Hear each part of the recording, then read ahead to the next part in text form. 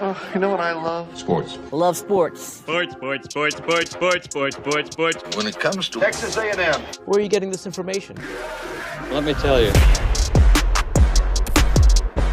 Welcome to TexAgs. TexAgs Live. I feel like I should be listening to the theme song from the Jeffersons. You know, we're moving on up. We will develop men, we will graduate players, and we will win championships on the field. It's a blessing to be in this position, and we're just thankful to be here. We're thankful to have the opportunity to go out there and play in front of the 12 men. He is a guy that has gotten better and better and better. He's just got that dog in him. It's been special. The 12th man this past week was unbelievable. And this is a real program. It's not fake. This is a real place. And if you want to be really good at football, this is a really good place to be. You know, if I'm betting on anybody, it's the Aggies.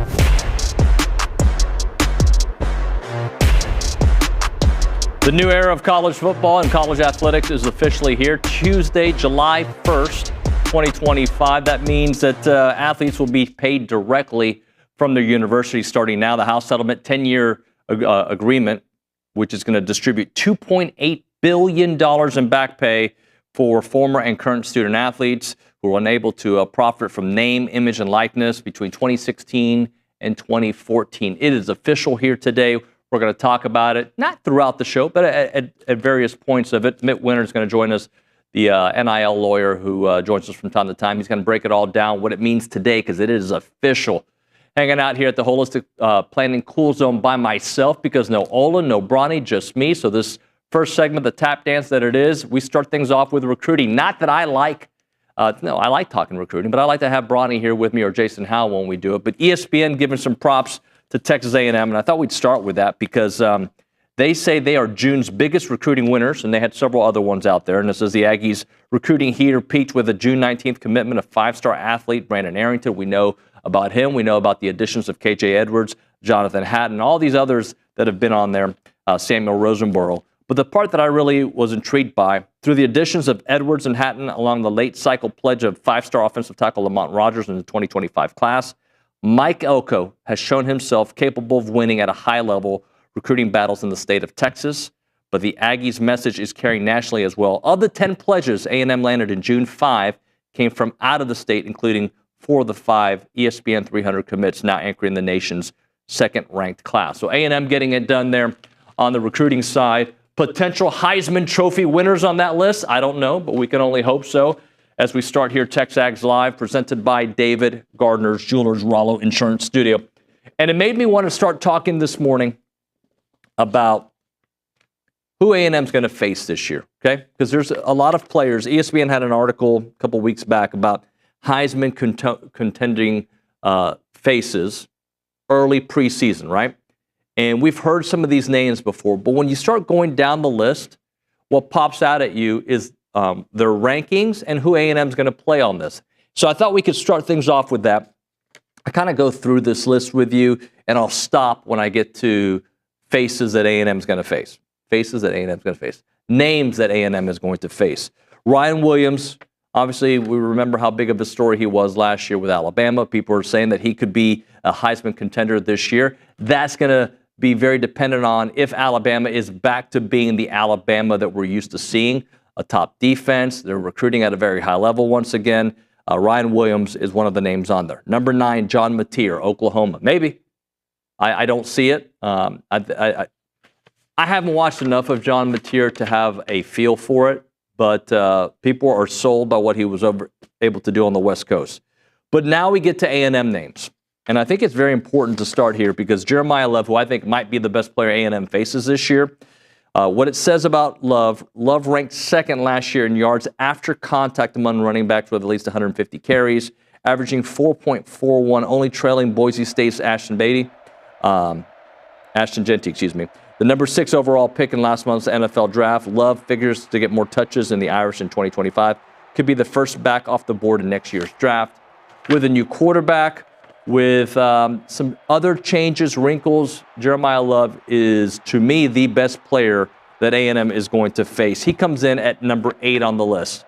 Another player that A&M is going to be facing who is a Heisman Trophy contender And I think a guy that could absolutely find himself in New York, but a guy that I think is getting way too much love right now. I understand the love, but I think way too much love. And it kind of reminds me of, who was it? A couple of players that A&M faced. What's his name? That was at Arkansas, the quarterback, KJ Jefferson. KJ Jefferson. Yeah. Yep. That, remember a couple years back, there was a lot of love of him being in that, and then he had an okay year. I'm not saying that he was average for sure. Yeah, and I'm not saying that Lenore Sellers is average. He might have more upside than KJ Jefferson, who ended up transferring to Central Florida, if I remember correctly. But regardless of it, I just haven't seen enough at a high level. And without Rocket Sanders, I'm just not convinced. But I'm going to read you a little bit about what ESPN says about the number 7 person on their list. Lenore Sellers may not be. There may not be a more valuable player in the country than the 6'3", 240-pound Sellers, who's next to impossible to tackle. Well, A&M learned that. He was next to impossible to tackle. Part of that was A&M's fault. The other part of that was Lenore Sellers is pretty good. Sellers looks like he can play a lot like Cam Newton did when Newton was at Auburn for the 2010 Heisman Trophy season. Sellers, a redshirt sophomore, needs to become more of a polished passer. He accounted for 25 touchdowns, 18 passing, 7 rushing last season. I don't see him making it to New York. I think he has got the biggest boomer bust of this group. Like, he could be huge for South Carolina this year. I'm not so sold on him. Number 6 on the list, Drew Aller from Penn State. Yeah, sure. Number 5, DJ Lagway. And Aller, if Penn State has the year that I think most people are expecting, they might end up being the number 1 team in the country. But then, yeah, absolutely, he'll be one of the names out there. Number 5, another name that A&M is going to face. So now this is the 3rd in the top 10 of potential Heisman contenders from ESPN that A&M is going to face. And it says DJ Lagway. There was some concern this spring about Lagway's throwing shoulder, but Billy Napier said that Lagway should be 100% by June. Well, we are in July now. He was one of the top true freshmen in college football last season and led the Gators to wins in their last 4 games of the season while Graham Mertz was injured. We all know how good he can be. He did not play great against A&M. Obviously, it was so early in his career, week 3 into the season, and he was barely playing at that point. But we know what he did at the end of the year. The injury concerns, they have to be a concern. They have to be a concern if you don't have at all a spring, right? And but that being said, we know how high level of the talent he is and what he can do for that Florida offense. All right, now we go to number 4 on the list. The 4th Heisman contender that A&M is going to face on the year. One that he plays like a Heisman contender sometimes, and sometimes he plays like a guy that will be drafted in the 6th round, Garrett Nussmeier. After waiting his turn for 3 years, Nuss had a breakout year in 24, enters the redshirt senior season as the starter for the 2nd straight year, 5th nationally and 2nd in the SEC with 4,052 passing yards a year ago. He threw 29 touchdown passes, but was also intercepted 12 times. I think from a yards perspective, from what the talent's going to be offensively, from the fact that he is a returning starter, all these things are true. Give him a little bit of pressure and watch him crumble. And now that's a lot of quarterbacks, right? But we saw it firsthand here, and it wasn't the only time. So Nuss, the 4th out of the top 10 Heisman contender that A&M will face. We're going to give you one more. Number 3 on the list, though, Jeremiah Smith from Ohio State might be the best player in the country. I would not be surprised if he ends up winning it all. And then number 2 on the list. Got to press pause here. Nick, tell me if you agree. Number 2 on the list, Arch Manning. Yeah. Pause for sure. I mean, I know there's a faction of the audience that hears that and thinks just because he's a Texas quarterback, we're saying that. I'm saying similar stuff about John Mateer, right? More than 2 games. Right. Now, if Texas is 10-2 and he is the starting quarterback, or 11-1, even though Quinn didn't get invited last year, will we see Arch? Yeah, it's possible. Absolutely, it's possible. I just don't see it. But Arch being number 2 on the list is expected / I don't think he's earned that yet. But this is what preseason thoughts are, right? You're projecting what you think is going to happen. I think he'll have a couple of bumps in the road early on, and I think he'll be just great. He'll be fine by the end of the season. Number 1 on the list, if you're counting at home. Cade Klubnik, who could have gone to A&M, by the way. But I love what Dabo's doing with Clemson. Very impressed with him sticking to what he thinks needs to be college football, and for his program, Cade Klubnik on that list. He'll have a chance week 1 to really make some noise as they host LSU in that one. CBS had a similar version. They only had, on the CBS version, they only had 2 names on their list. Garrett Nussmeier, who A&M obviously faces, and Drew Aller, not an A&M guy, and Jeremiah Love. And we already spent a lot of time on Jeremiah Love. So that's just for you as you're getting ready for your SEC Media Days countdown here in less than 2 weeks. Something that you can consider. A&M is going to be facing some of the most hype in college football, some of the names with the most hype. And when I listen to that list, and Nick, jump in here, the only name on that list that, for sure scares me is Jeremiah Love. I'm a little bit higher on Lenora Sellers than you are. I think I've been that way since the game last year. So, but Sellers scares me for sure. Something that let me say this though, Nick. I'm sorry, I didn't cut you off. I'm scared by Sellers too because I've seen his. You just don't think he's a Heisman contender. I just don't know if that is who he is for a 12-game season in 2025 with some of the changes to that offense. The wide receivers, there's question marks, running backs, and I think that A&M game, and there was other games he was fantastic. I think there's a boom or bust with him, and the bust is not very low, right? The boom is very high. I'm just not ready to say he's one of the 3 best players in college football. Yeah, fair enough, but I just really do think I saw enough in that A&M game to expect, he's going to boom more often than bust there. So, and I mean, Jeremiah Love, obviously, we saw what he could do here at Kyle Field, and he's going to be at home, fresh off a runner-up in the national championship. So that's somebody else that kind of worries me just a little bit. I will tell you, when I'm low on somebody, it comes back to bite us. Yeah, that's typically how. There's been a couple. I know Peyton Thorne is the one we most think about.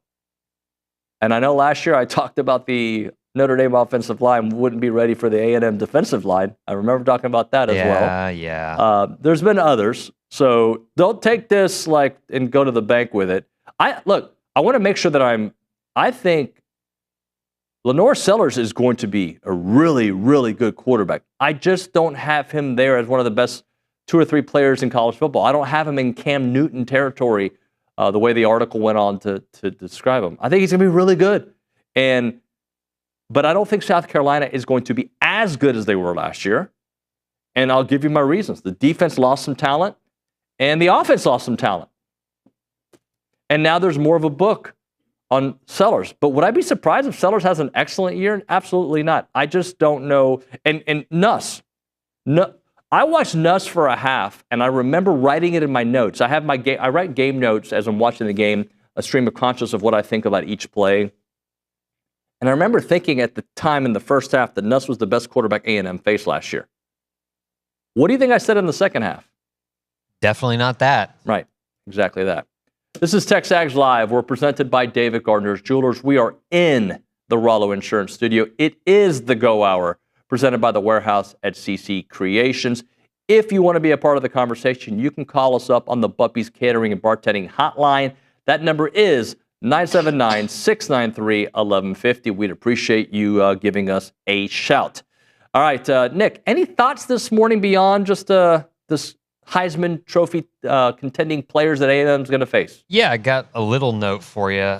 Dave Campbell's Texas football, they put out their all-Texas team, right, with all the colleges in the state of Texas. And A&M lands, I believe, 9 players on it. 7 on the first team, 2 on the second team. First team players are Le'Veon Moss, Trey Zoon III, Armaj Reed Adams, Randy Bond, Albert Regis, Will Lee, Torian York. Second teamers are Casey Concepcion and Cassius Howell. So pretty good showing there. I think A&M, Texas, and Baylor were the 3 most represented schools on that team. So good company to be a part of. So interestingly, Cassius Howell and Casey Concepcion might be the best. I don't know if KC is going to be the best player on the offense. I still think that Le'Veon Moss, a healthy Le'Veon Moss, is the best player on offense. But KC could be in that conversation. Could be, right? And Cassius Howell, defensively, could be in that conversation as your best defensive player. Yeah, I think that's completely fair. And I think the reason they put KC on the second team is it going to translate to the SEC? Sure. That's always a question. Where do they have Arch? I'd have to pull up the list. Give me 1 minute. I'm just curious, like some of the others. He's the first team quarterback. Is there only one first team quarterback? Yes. Okay. All right. So, do you know who the second team quarterback was? Don't know. It's Sawyer Robinson. Okay, Sawyer Robinson. There we go. All right. Let's check in at the Angry Elephant News and Social Censor. Aggies gather at the Angry Elephant. Ava Davis, hello. Good morning. How are you? I'm good. How are you? Good. What's going on with you? Well, I have a question for you. Do you golf? I've never asked you before. Let me ask you a question. Do you think I golf? I don't know. I don't think so. Maybe. Why? Because you're really into the fighting. I'm not really into the fighting. I know. I don't know. It comes across that way. Well, no. you offer to fight someone like almost every show. No, I've never offered to. Nick, what do you? Ava's never said anything more true. I've never factual. Okay, here's a fact. When's the last time you heard me say that I would fight someone? Because I'd lose. Last week. Who? It was a hypothetical. Oh, situation. yeah. Hypothetically, that's what I meant. Yeah. No, I'm not gonna. No, I don't play golf. Okay. I'll tell you the last time I played golf that I remember. I mean, I've gone to Top Golf and right, like I've done that in maybe twice in the last 10 years. Last time I played golf,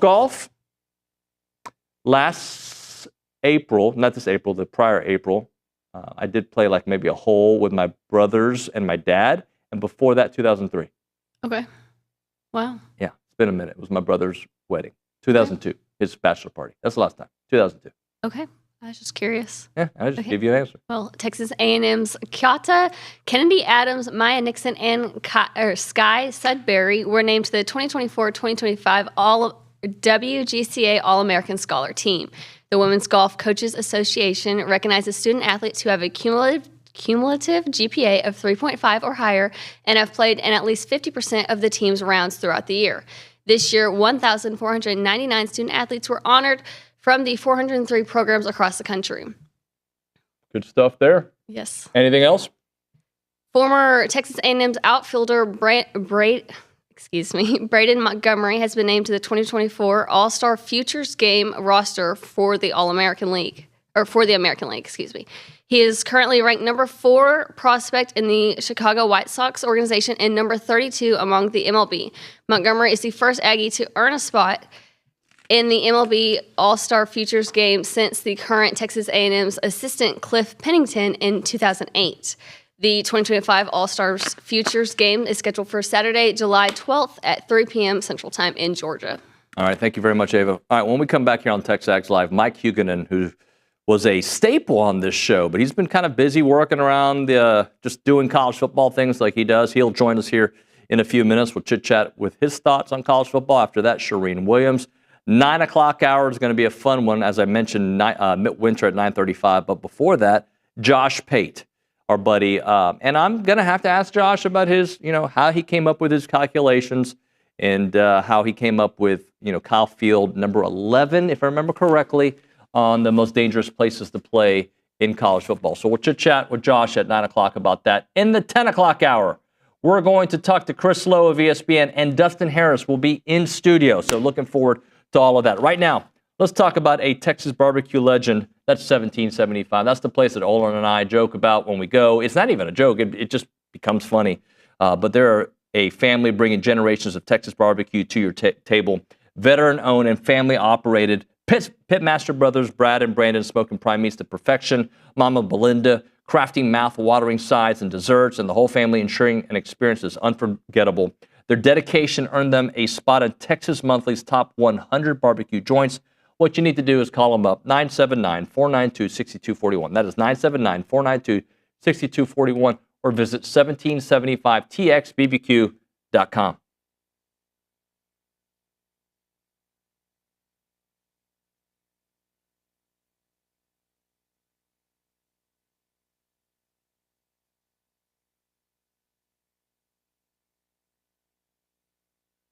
What's up, TexAgs? This commercial break is brought to you by my good friends over at Aggieland Chevrolet, the official automotive sponsor of TexAgs.com and me, Billy Lucci.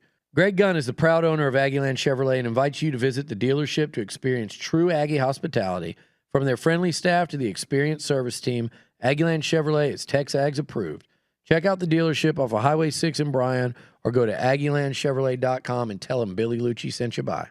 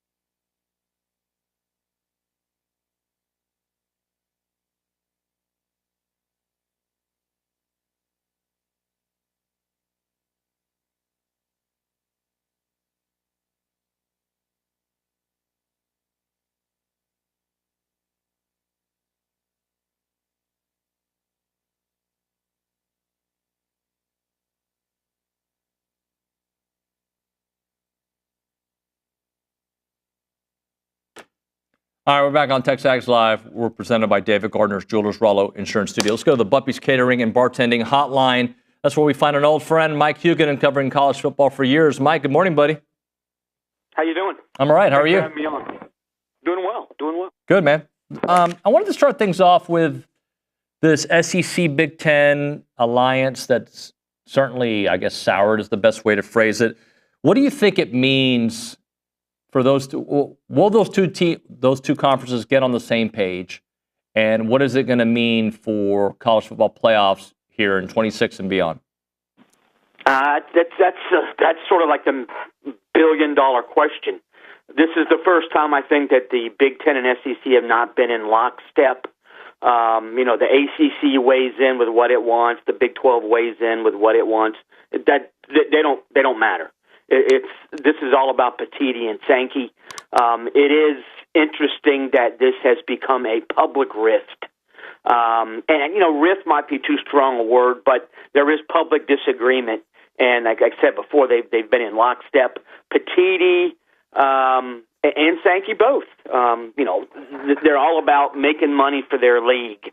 And I don't think either one truly cares about what's going to happen in college football, what's going to happen in college sports. It's all about what's going to happen for my schools. So I think everybody likes the 5-11 more than the 4-4, 2-2-1, whatever, that iteration of the playoffs. So my presumption is that the TV folks will weigh in at some point. Petiti has that TV background, and that then it will get fixed, so to speak. But it is, I think, also interesting. Petiti claims that the 4-4, 2-2-1 is because every conference does not play 9 conference games, and in that regard, I think he's got the moral high ground over the SEC. The idea that the SEC is hell-bent on staying at 8 conference games, that's weak. Extremely weak, I think. Yeah, but it feels like they're open to moving to 9 games, and then they're not. Like, why do they flirt with the idea? Yeah, we're moving in that direction, and then it goes away. Yeah, that's another billion-dollar question. It's almost like they're listening a little bit too much to the coaches. They make a big deal about the tough conference schedule. And yeah, the SEC, I think, top to bottom, is the best one. But look around. I mean, has anybody looked at Missouri's schedule this year? Oh, my God. You could get a high school team and win 6 games with that schedule.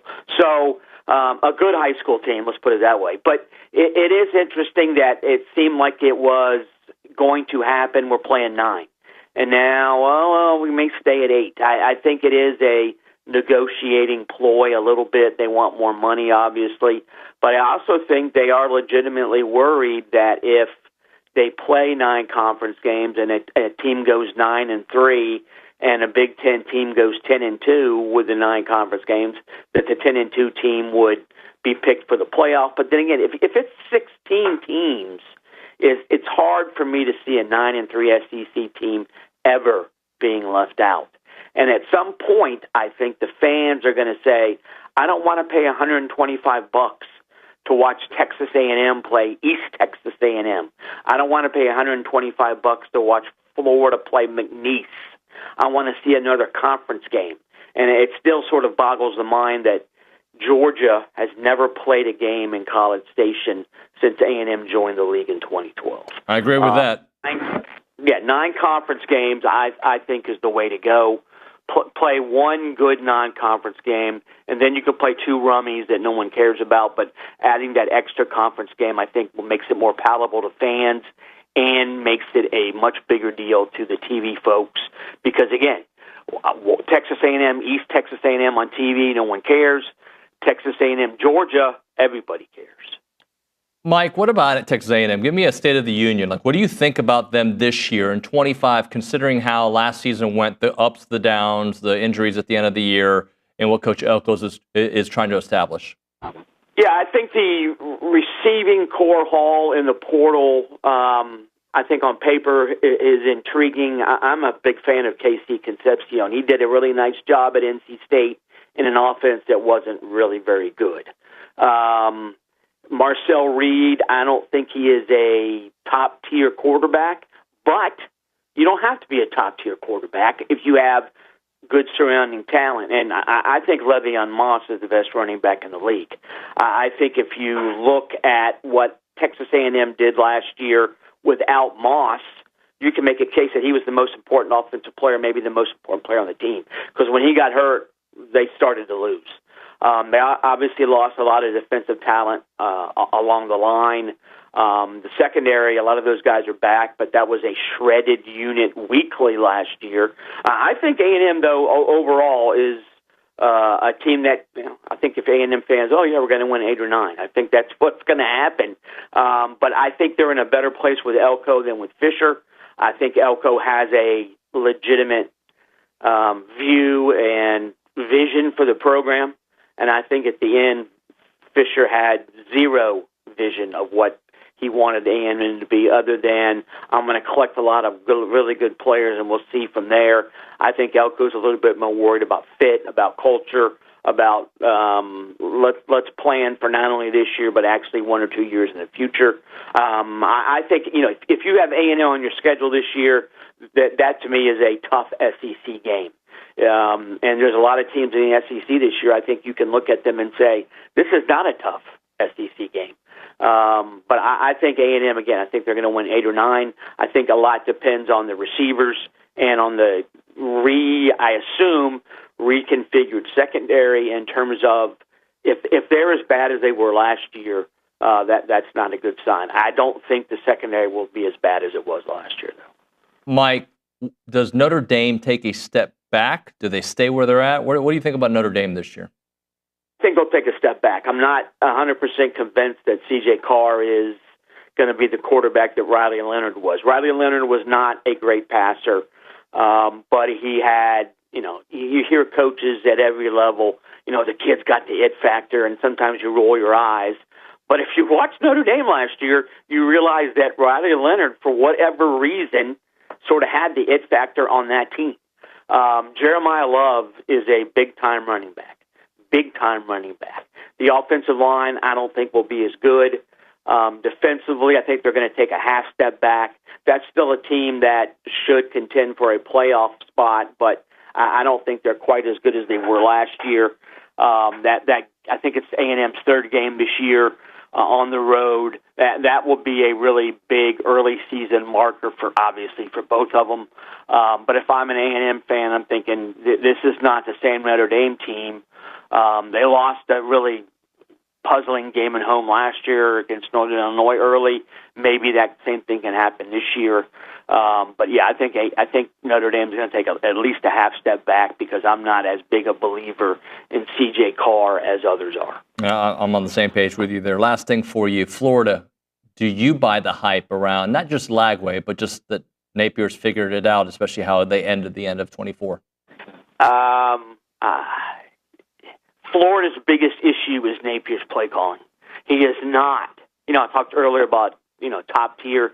Napier is not a top tier play caller in the SEC. I think he's a bottom fourth play caller. He has a lot of ingredients offensively.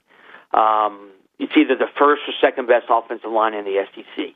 A really nice group of running backs, an underrated group of receivers. Lagway has an extremely high ceiling. The defense has talent, though the secondary is a little bit depth shy. But to me, the one question about Florida this year, he has the pieces. Is he able to put the puzzle together with his play calling? And I think that Florida is going to have the puzzle's almost done, except 3 pieces are going to be missing, and that's because Napier's a bad play caller. Mike, great stuff, man. Appreciate your time, buddy. We'll talk to you soon. All right, thanks for having me on. Appreciate it. Thank you. Mike Huguenin on the Buppy's Catering and Bartending Hotline. We'll hit a break here. We'll come back. Charean Williams will be joining us, and we'll talk a couple of college sports storylines, but we'll get into some NFL stuff as well. Moment for Caldwell Country Chevrolet, Highway 21 in Caldwell, online, caldwellcountrychevrolet.com. If you're looking for a selection that's not going to break the bank and you want to make sure that you get just a great selection of vehicles, you go to Caldwell Country Chevrolet. That is stocking up on their vehicles right now. They grow that inventory all the time. And you're going to pay just south of those big city prices, no dealer add-ons. What you see is what you pay for. And that's the beauty of going there. They're locally owned. Their Aggie alumni team is ready to roll out the red carpet for you, and they will give you value. Every vehicle comes with that free oil change for life. That's thousands of dollars of savings throughout the life of your vehicle. And their pre-owned inventory is moving fast, which means you'll get top dollar on the trade-in, right? So if you have a car that you're considering trading in, you should go there to Caldwell Country Chevrolet and find out what they'll do for you.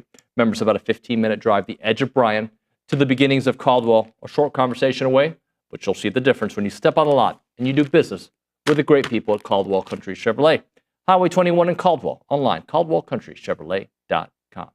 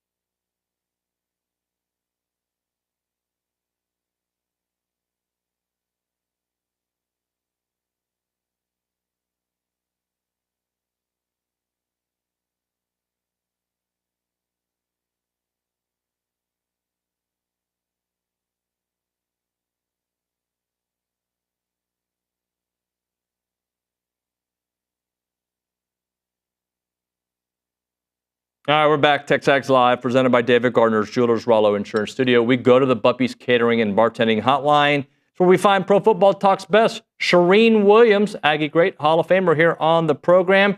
Charean, good morning, and how are you?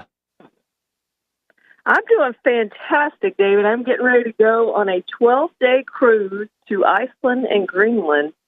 So I couldn't be better. Awesome. Well, congratulations. I'm kind of a little bit jealous about that. All right, so before you leave, what's the latest with Shamar Stewart? Are we going to find out anything soon? Well, I would hope so. I mean, they're starting camps here in about 3 weeks. So, they need to get this thing done and take out the clause and move on. And, Shamar, there's nothing in his character. There's no red flags. There's nothing to tell you that he's not going to be a good citizen as well as a good player for the rest of his career. It's something that no other player on the Bengals has. So they need to take this clause out and get him signed and get him to camp on time in order for him to be a good pass rusher. And they're also dealing, obviously, with Trey Hendrickson. So their two presumably starting pass rushers have not participated in any of the off-season program, minicamp, any of that. They haven't been around to do that. So that only hurts the Bengals. Yeah, we're talking to Charean Williams here on TexAgs Live. Charean, Von Miller, we want to see him back next year. What are we thinking there?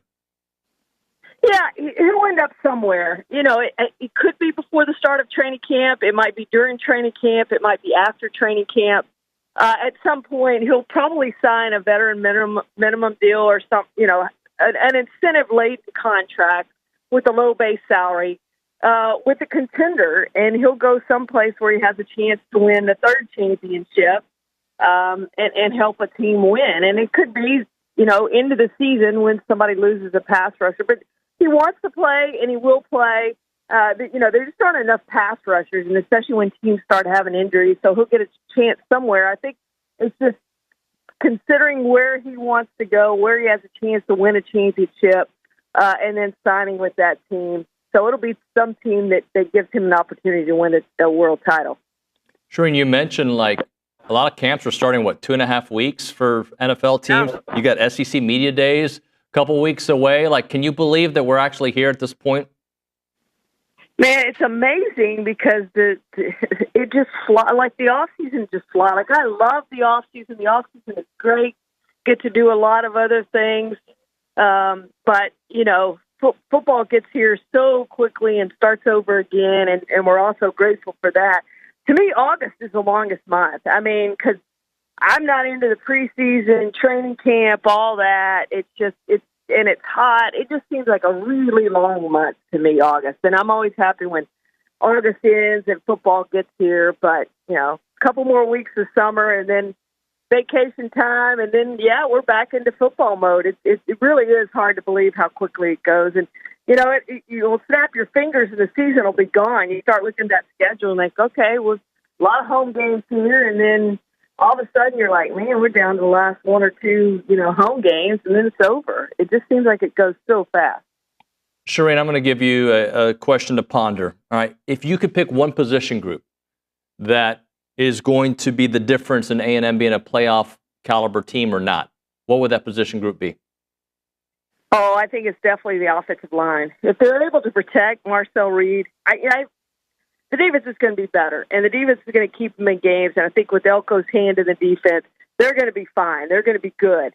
But I think it's the offense that's going to be the question mark of, are they going to be good enough offensively? And to be good enough offensively, you have to have a good offensive line. They have to protect from Marcel Reed. They have to open holes for the running game, because I think those running backs are really, really good. And if they can do that, I think A&M's going to score some points, and they'll be good enough to make it happen on offense, to match that defense and win a lot of games.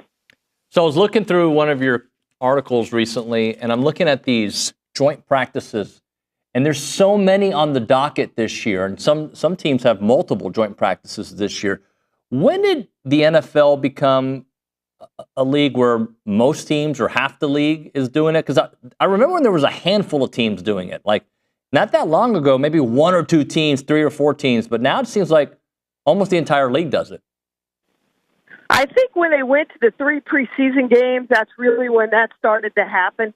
They don't want to play their starters in the preseason, so they need the starters to get some live reps against other opponents. And so I think that's really when it took off, was when they went to the 3 preseason games in a 17-game season. I was at 2020 or 2021. It was 2021 when that happened. And so that gives them an opportunity for the starters to get those reps against other teams without putting them in harm's way in a preseason game, and that's kind of what it's become. And interestingly, only 3 teams aren't doing a joint practice, and the Chiefs are one of them.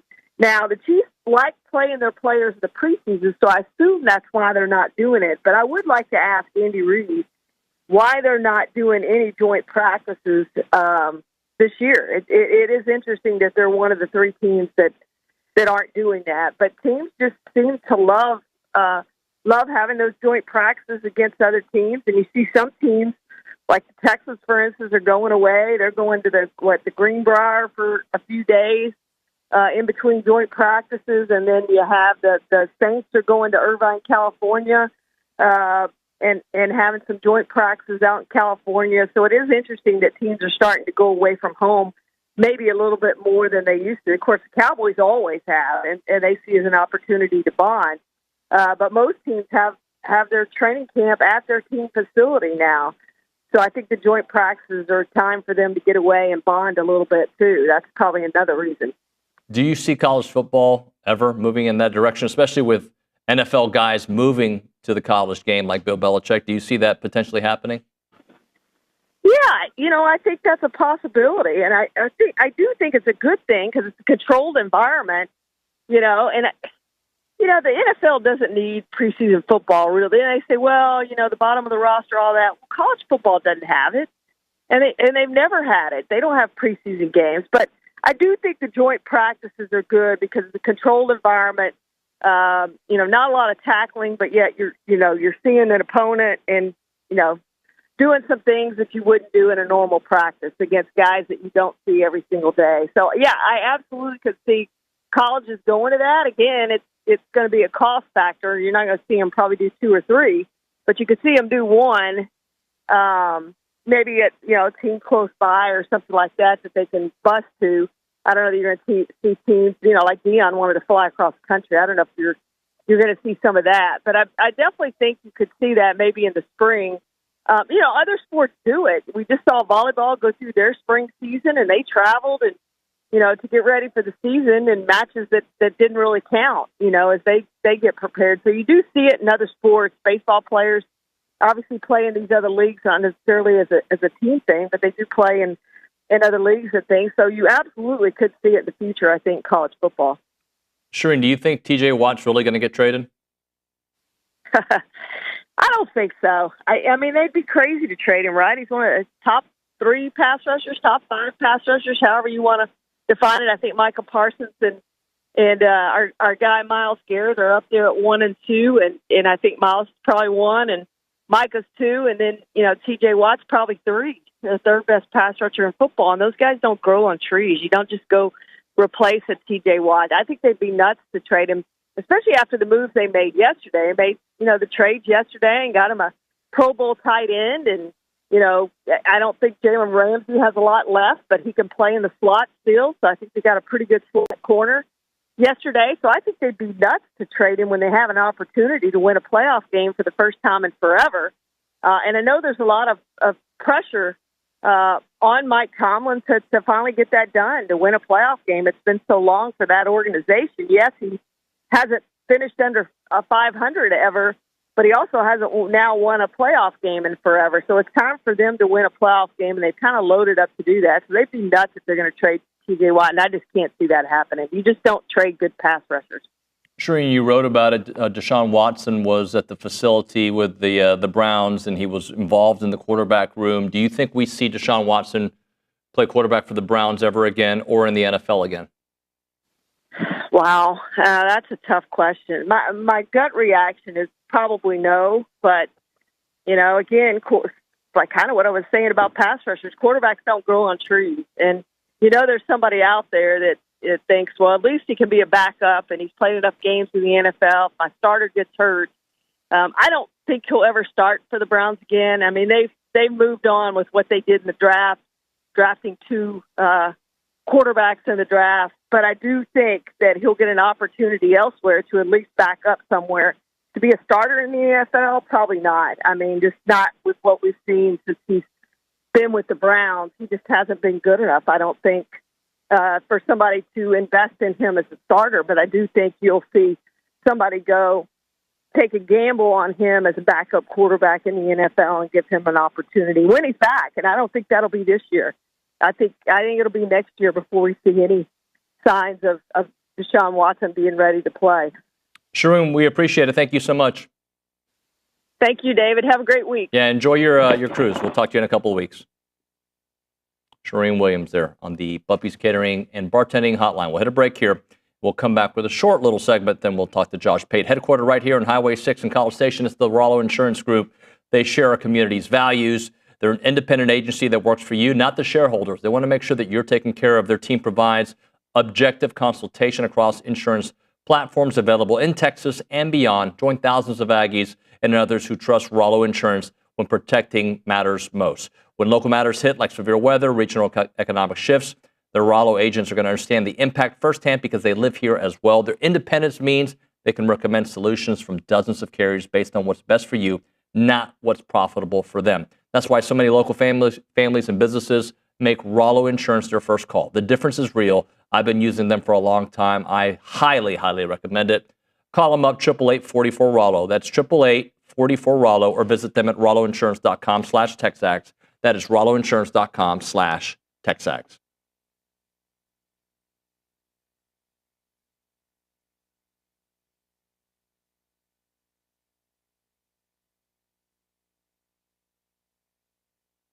Hey everyone, David Nuño and Olin Buchanan and OB. Typically we start off the show in this section, and we call it the Holistic Planning Cool The cool zone, yeah. It's pretty cool. What do we know about holistic planning? Well, a lot of cool stuff. For instance, holistic planning can help you with your investments. I love that. They can help you with your taxes. So I don't like paying taxes. You can get that money from your investments and they keep it. They'll help you keep it away from the government. Yep. Not all of it, but more of it. And then they'll even help you with your estate planning. When you're old like me, you got to make sure some of that money you made is there for when you want to retire and just enjoy the rest of your life. You want your estate to be planned. But they also do something else. Yeah, well, if you are, like, say, a sports fan, and you've always wanted to... Everybody watching us, right? Yeah. And you want to always dream of being an owner, well, in a certain way you can, because they will broker the deal for you to invest in pro sports. Yeah, what you need to do is check out investinprosports.com. That's where you can get all the information if you want to invest in a team. I don't know what team. He'd probably try to buy the Cowboys. I'd try to buy a lot of the Houston teams. Whatever it may be, investinprosports.com. It is holistic planning, and we love hanging out at the Holistic Planning Cool Zone.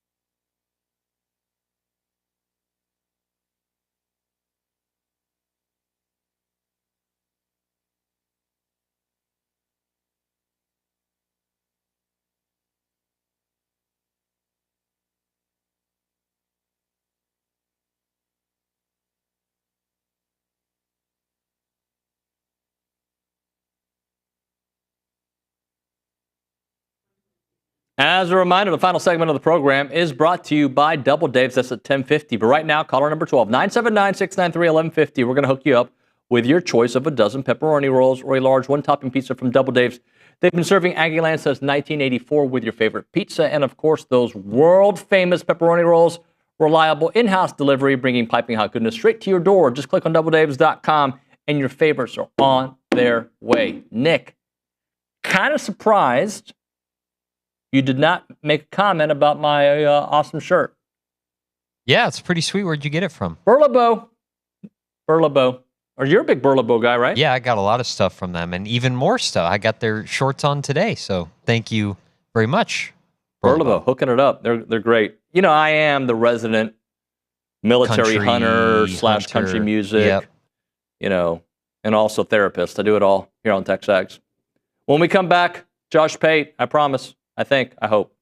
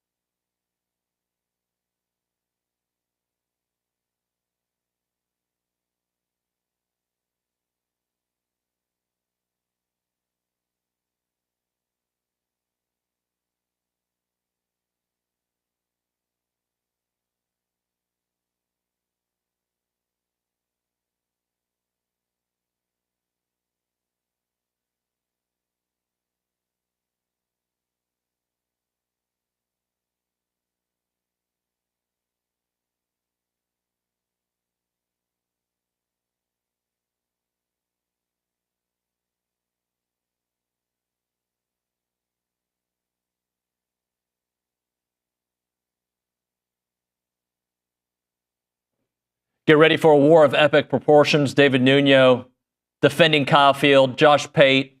Just kidding.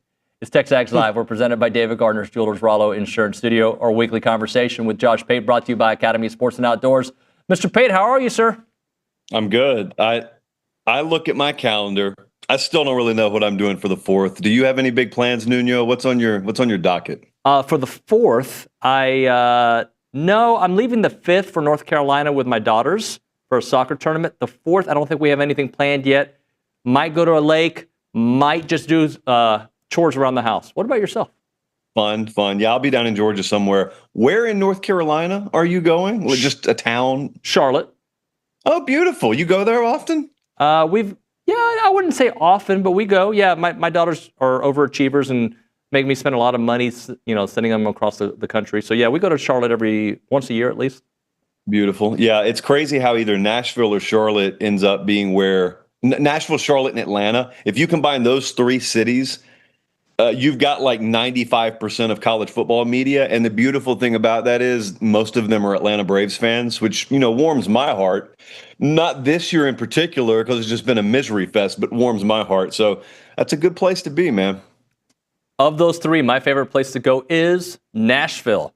And I am here hoping that next year's SEC Media Day will be in Nashville. That's my guess. You know how nice it was to be able to walk to media days from my apartment? It'll probably never happen again. If I move from here, that'll be the indicator that it's coming back, because I'll never get that lucky again.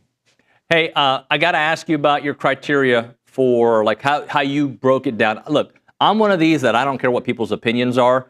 We can go back and forth on stuff, but I don't like if you think Kyle Field is this or they think that, that's fine, whatever, right? Like, but I was just curious your criteria. You're talking about for the toughest places to play? So what I did was I applied my experience. So the 2 that I hated, I couldn't put on there were Iowa, because I've never been to a game there. Well, actually 3. So Iowa, Nebraska, Wisconsin are 3 I haven't been to, and you hear some degree of really good things about. So I couldn't put them there. So you could call the list incomplete. Then you've got other games so we can mention A&M here. So I went to 2 A&M games last year, stood on the sideline the entirety of both of them. The Missouri game, blowout, to the point where the second half's not competitive. The Texas game was, I don't know how you felt about that. Well, actually, you've probably stated over and over again how you felt about the game, but there was kind of a weird longing for there to be a spark offensively. And then when they had to pick in the second half, that was probably as electric as the place was the whole time. It's not that, it was ever over until it was over, but you didn't have that back and forth where you take it in the end zone and then the following series, 1st and 10, 2nd and 8, 3rd and 7, Texas, places at full throat. You didn't have that 5 or 6 times. What I'm trying to say is, I have yet to experience that place the way I know it probably is. The way, like, when you've upset Alabama and I've turned the game on from a distance, I see it, but I haven't been able to feel it. So, in that sense, the list is kind of what it is. Like, it's your opinion, it's your experience. Conversely, I've been in Neyland the last 2 times they upset Bama. Right. So they upset Bama, they stormed the field, and the first time they did it was the first time in 15 years they've beat them. So I know I've experienced Neyland Stadium at its very best. I know I've experienced like Tiger Stadium at night at its very best. So some of those places just have a leg up. Like the only time I've been to a Clemson game was when they played A&M, actually, to open the season several years ago. I think the kickoff temperature was like 138 degrees, 139 degrees, somewhere around there.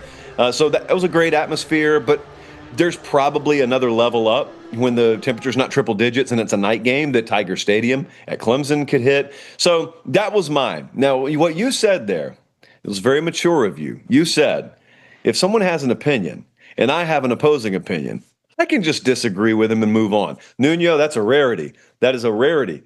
I have found that a lot of people do not possess that opinion. A lot of people will look at your opinion and say, your opinion's wrong, and that's a fact. It is a fact that your opinion is wrong. Now, I listen to that and I say, well, that's like me saying I like cheesecake, and you saying, no, it's a fact that you don't. How can that be a fact that I don't? But what I was doing was in response to the EA Sports thing. Yeah. Because the EA Sports toughest places to play didn't have Neyland Stadium top 10. Well, it had Georgia number 3. And all due respect to Georgia, I've been in both of those buildings several times for big games. Like, Neyland's a level above Sanford Stadium. What they were obviously taking into account was winning percentage at home.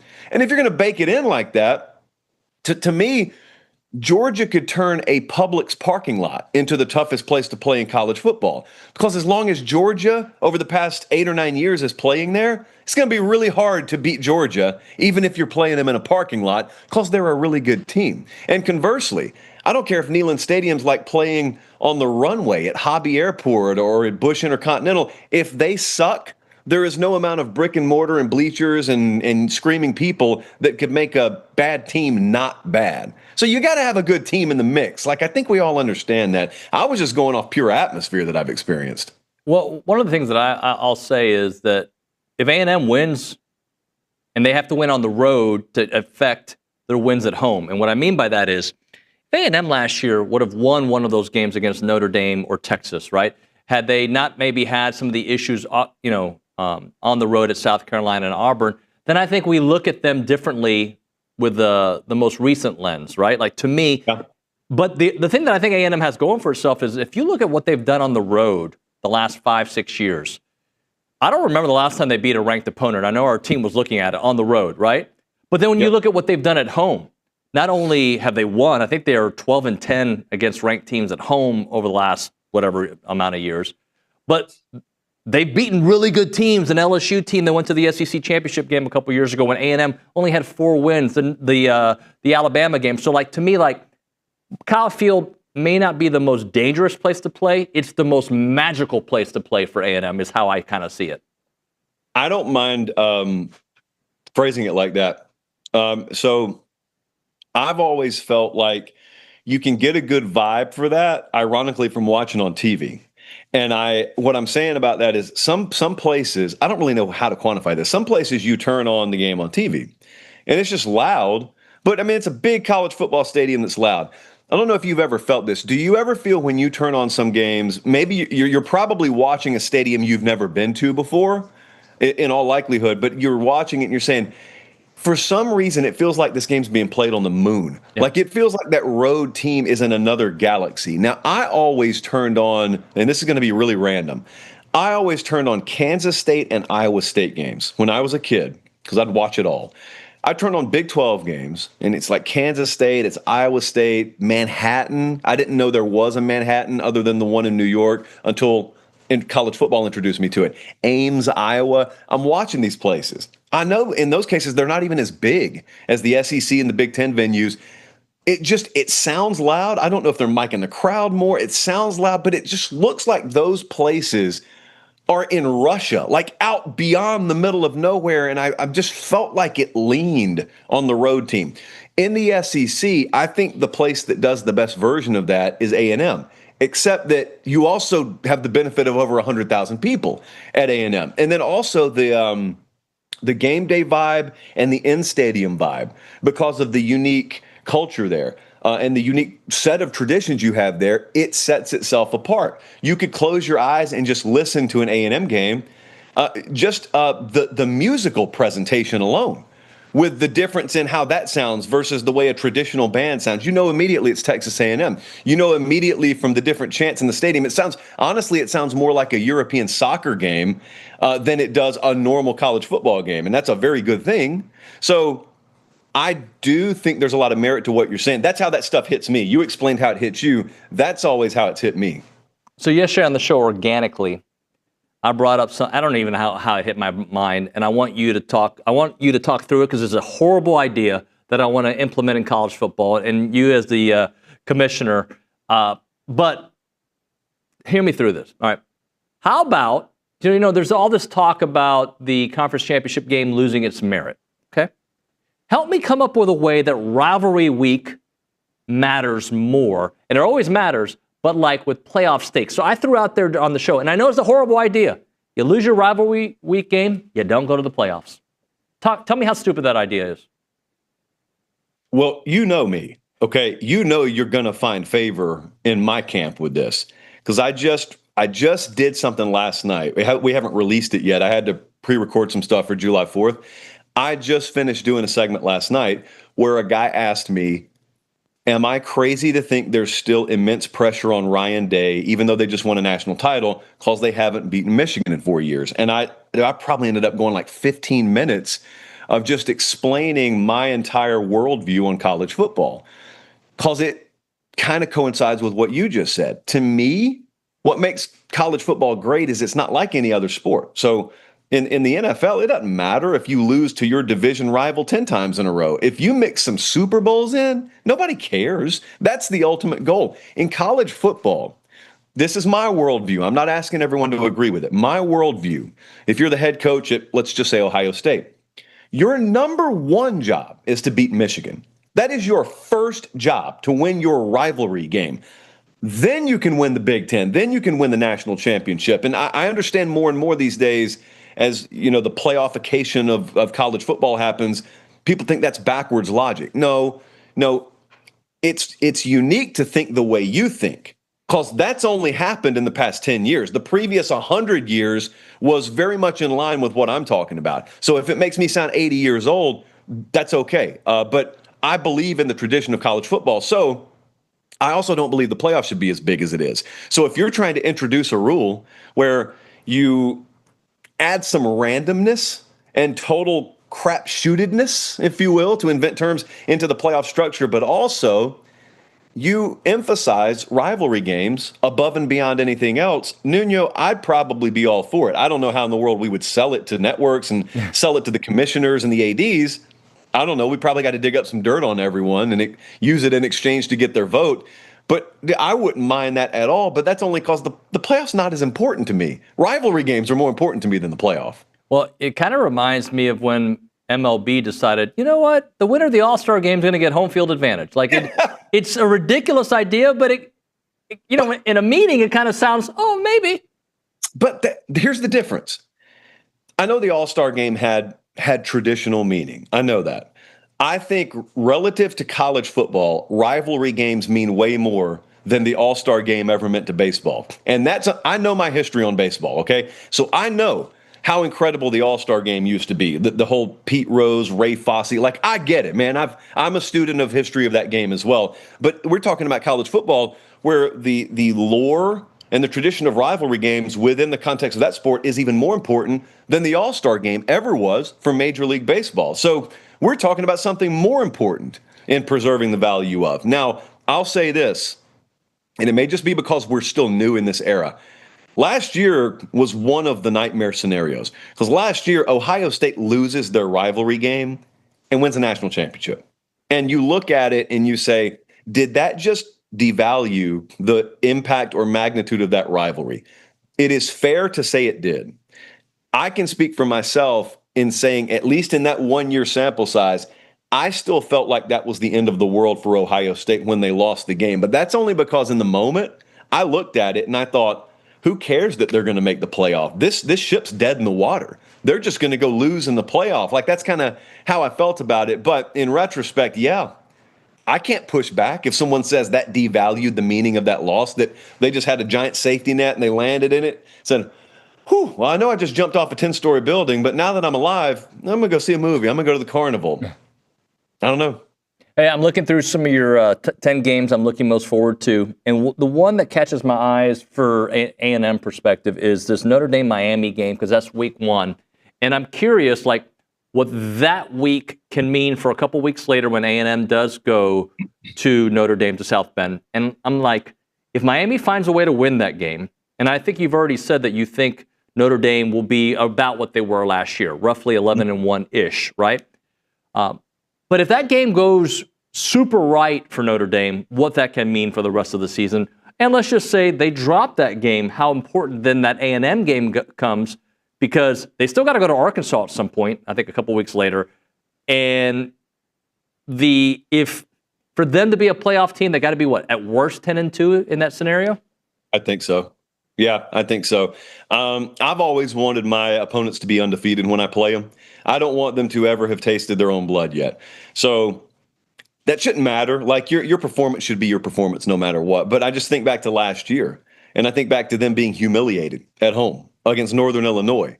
That brought out the best in them. That brought out their best football. You shouldn't need that in order to bring out your best football. But if they go on the road in week one, and listen, this is a very, very foreseeable scenario. If they go lose to Miami in week one, it's not quite desperation mode. Like, you're not quite in do or die mode. But here's the reality about Notre Dame this year. The trade-off for people like me thinking that they could go 11-1 again. They could be right there in that top 5, top 7-ish category at the end of the year. The trade-off for that is we're thinking you have a 3-game season, really.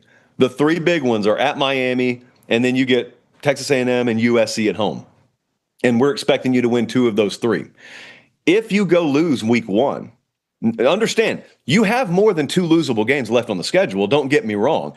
But the 2 big ones, you got to win both of those. Like, you're going to have to win both of those, or else you put your fate in the hands of the committee. And also, I mean, think about what that could mean for all the talk that will be about Miami and Carson Beck in that game. Well, if Miami wins it, Beck played well enough. What did C.J. Carr do?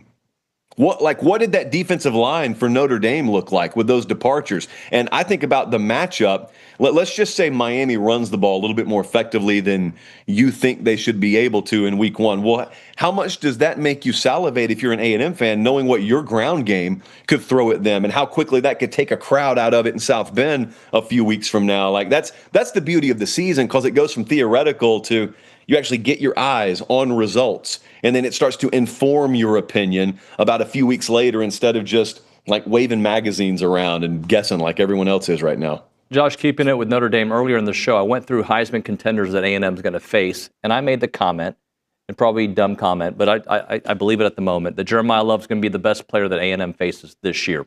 And I'll give you some of the candidates. You know, they got Jeremiah Love at Notre Dame, Lenore Sellers at South Carolina, DJ Lagway at Florida, Garrett Nussmeier at LSU, Arch Manning at Texas. And I'm thinking more offensive-minded, Heisman Trophy contending type of players.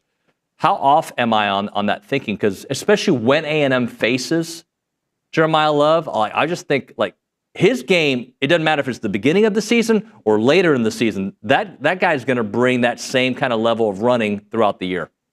Yeah, and I think he's trying to counter what you're doing to them that day too. Should be a really, really good matchup of ground games.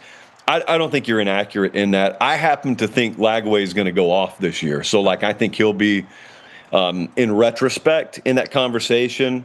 Even I would deem it fair if you didn't have him at the forefront in the preseason, because I do still think there's a lot of element to his game that he still has to prove. I've got an opinion of him, but my opinion of him even is based on what I think is going to happen, not just a bunch of what has already happened. But yeah, Love he's there. He's there, and he's got a brand new quarterback that they are certainly not going to put the weight of the offense on the shoulders of early in the year. They want to try and sort of spoon feed him and ease him in as much as they can. Notre Dame's got fairly good pass catchers too this year, so it's not like you're just loading up the box against Jeremiah Love every down, both standard and deviated the entire year. Yeah, that guy, if he's not hurt, I mean, he's a 1,000-yard rusher sometime in November, not even towards the end of the season. I also said that I feel like Lenore Sellers feels like the most boomer bust this year. And there's not a bust with him. That's just a term I use. But like, I'm not sold on him being this Cam Newton type of quarterback. That being said, I think he'll have moments like a Cam Newton type of quarterback. He has to. So the whole point about Cam Newton is twofold. First off, he was like an alien physically. The second thing was, who was your second favorite player on that Auburn offense? Any player that anyone ever mentions above and beyond Newton on that team was Nick Fairley, who played defense. So Cam had to carry an offense. It could be that we get to Halloween and maybe South Carolina's in the thick of the race, but they're in the thick of the race because Lenore Sellers is carrying them. Because I got to be real with you, I don't have a ton of confidence in that wide receiver room. They're trying to get their best tailback deemed eligible right now by the NCAA. They don't even know if he's going to be able to play this year. And that's not even to talk about the defensive departures they had to the NFL draft. And this is South Carolina. They recruit pretty good. That's as far as I'll go. They recruit pretty good. They're not an automatic reload, benefit of the doubt type program. But that's all being covered up. Partly understandably so, because Lenore Sellers could be that good. But I agree with you. If you're going boom or bust, it's not even a knock on him. It's a knock on what he has around him and like what his limitations are, even if he plays at like a superhuman level. Last thing for you. You had a comment. You did a video on how recruiting feels like the old school recruiting. And Bronny and I were chewing on that yesterday, and we agreed with you. But I'm curious, do you think transfer portal has become like the talking point that recruiting was? Like, I feel like when we have these transfer portal threads, they go crazy. What used to be when we talk about a 5-star or a 4-star potentially, coming to A&M, I feel like we're starting to get back to that, especially with how well A&M is recruiting at the moment. But I feel like transfer portal has kind of taken that spot when it comes to that talking point. I completely agree with you. I saw it in my own data. I don't know the last time I did a fully recruiting-centric segment on my show. I've done 500 transfer portal segments. And the reason is because when we did them, a ton of folks clicked on them. And it's not just clicking. Like the viewer duration was wire to wire. Conversely, you couldn't get people to click on recruiting videos anymore. And it's because the nature of the sport and how volatile the churn of the portal was had taught you commitments don't really mean anything. And even if they did mean something, it's all just a bidding war. Relationships don't matter. Like the competition between staffs is not relationship versus relationship. It's just who bids the most at the finish line. So I know that turned me off, and it turned a lot of other people off following recruiting. It's very early in this new era. But so far, and there are exceptions to this rule, but so far, like the vibe I've gotten back from a lot of GMs, a lot of folks out on the road recruiting is, I mean, look, we're all still in a lack of a sense bidding on a player, but you're bidding a rev share number on a player, and it's like Nuño bids 280 and I bid 265. Well, if I'm the better fit for him, $25,000 extra is not enough to come in and swing the hammer, and he just goes to you for transactional purposes. And so it's kind of reverted back to who developed the best relationships, who gets out on the road and busts their tail, who has the best official visit, who has the best presentation, who has the best fit for the kid. That stuff used to matter. Paramount, it used to matter. And there may be cash changing hands even back in the day, but it wasn't like someone came in and offered 2.5 times what you did. Therefore, I'm coming here even though I really wanted to go there. That was the norm for a little while. And now I think the volume's been turned down. The next order of business is let's see how busy or not busy the portal is with the entire new structure set up. Josh, great stuff, man. Thank you very much. Enjoy your 4th. Appreciate it, David. Later, bud. Josh Pate, brought to you by Academy Sports and Outdoors. We'll hit a break, come back, open segment. Then midwinter, breaking down the new era of college sports that starts today. It's already started. Right now, when it comes to preserving your family or your ranch's legacy, it's not just about capturing pretty pictures. It's about capturing the essence of your land. And that's what Farm and Ranch Films does through Heritage Films. You know, our buddy Chance McClain, he started Heritage Films to tell people stories. Now he tells a lot of other stories, right? He's done thousands and thousands of interviews. And he's learned so much about the way people go about their operation, go about their family business, and it's all tied to their farm and their ranch. And Chance is going to do it for you, and you're going to love it, and I guarantee it. He'll tell stories from timber farmers to cattle ranchers, you name it, preserving tradition. It is Farm and Ranch Films that captures the wisdom your grandkids are going to need. Visit yourheritagefilm.com, yourheritagefilm.com, and click on Farm and Ranch or call them up, 713-893-8341. That's 713-893-8341 to preserve not just your story, but your family's foundation.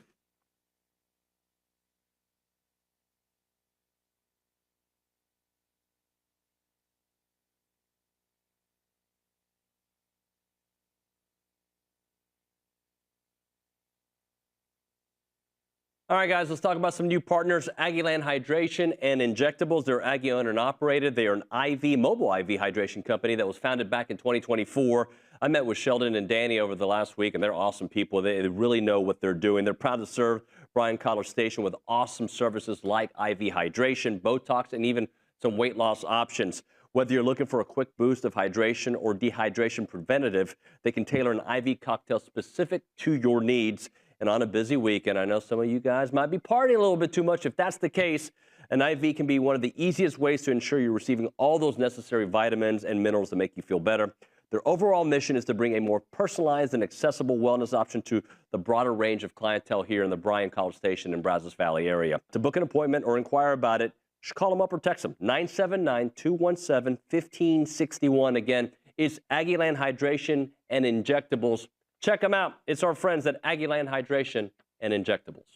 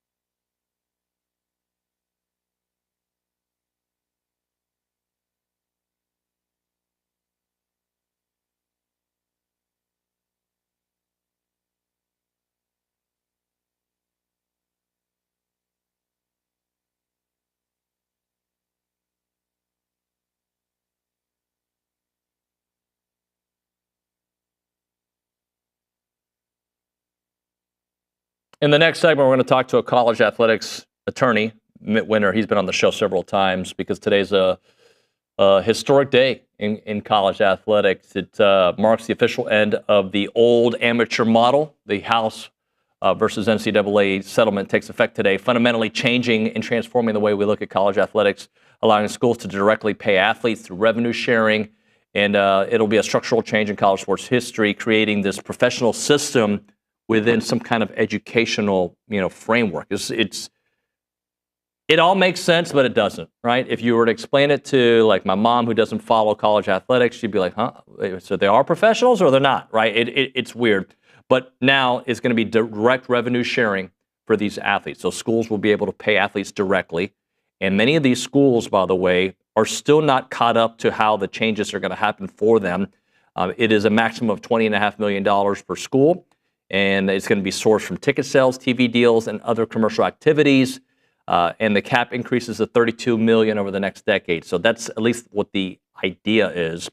And there's going to be, the elimination of these roster limits or scholarship roster limits. You will have roster limits with smaller rosters per se, but not the scholarship side of things. Every athlete on a Division I roster is eligible. Doesn't mean that will happen for a scholarship. NIL deals over $600 must go through the Deloitte NIL and Go. So it's got to meet a valid business purpose standard, and it must fit a market range for similar agreements. There's going to be suits. There's going to be some crazy chaos because of it. Look, there are attorneys, and I'm not saying that Mitt's one of these, but there's going to be attorneys that are looking for the loopholes to make dollars for their clients or find potential clients because of the loopholes they find. That is going to happen.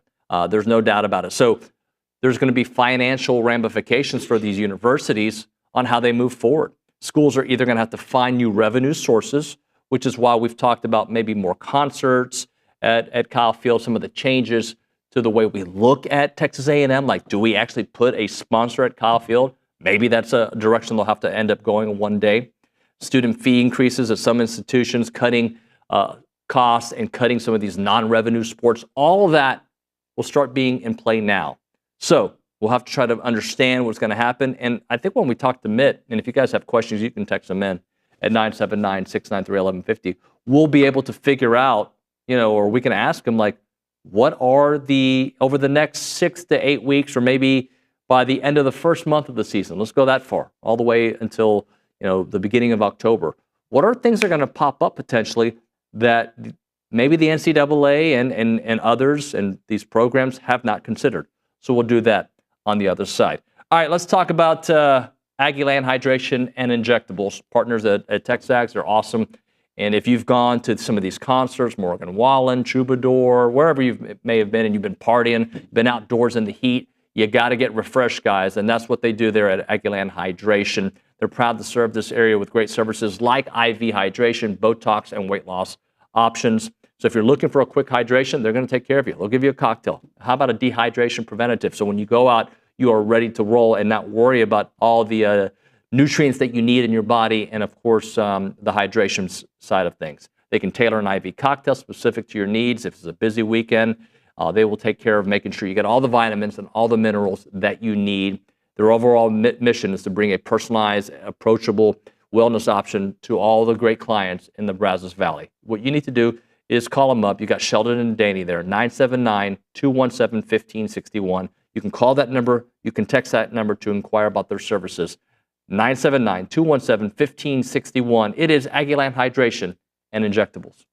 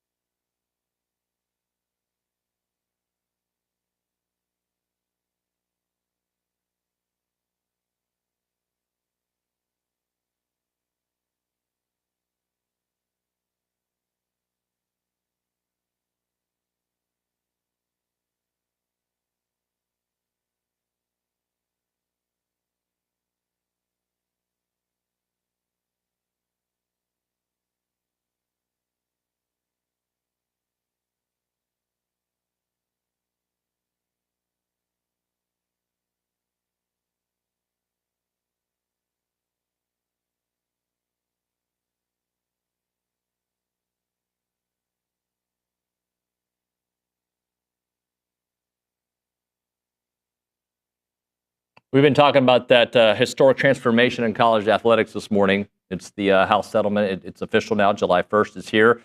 Officially takes effect, allowing schools to directly pay their student athletes through revenue sharing for the first time. Let's talk to an expert on the Buppy's Catering and Bartending Hotline. Mitt Winter joining the show, an NIL and college athletics lawyer. Mitt, good morning. How are you?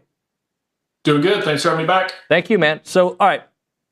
Let's kind of dumb it down and then go super smart. All right, I'll try to catch up with you, but kind of remind the audience what is actually changing today beyond, like, yes, the universities can pay the athletes, but just kind of give us a brief reintroduction to what's changing.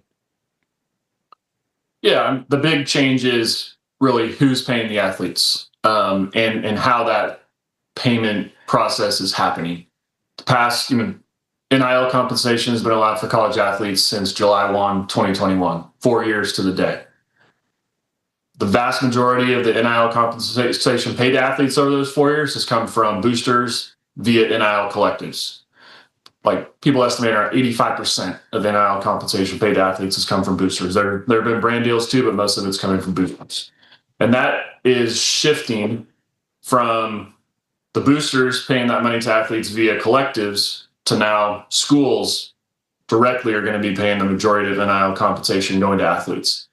And in a lot of cases, that money that schools are paying to athletes will still be coming from boosters. They just will give it to the school instead of giving it to an NIL collective.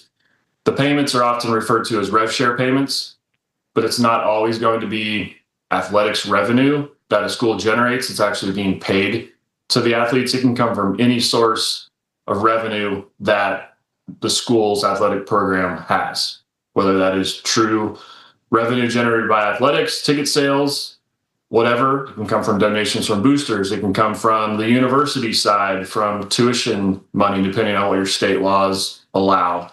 And then the other big change, obviously, is now the athletes are directly contracting with the schools. And the agreements generally say that athletes are providing schools with a license to use the athletes' NIL in various ways, and sometimes they're also providing specific services for the schools. So that's where we're at starting today.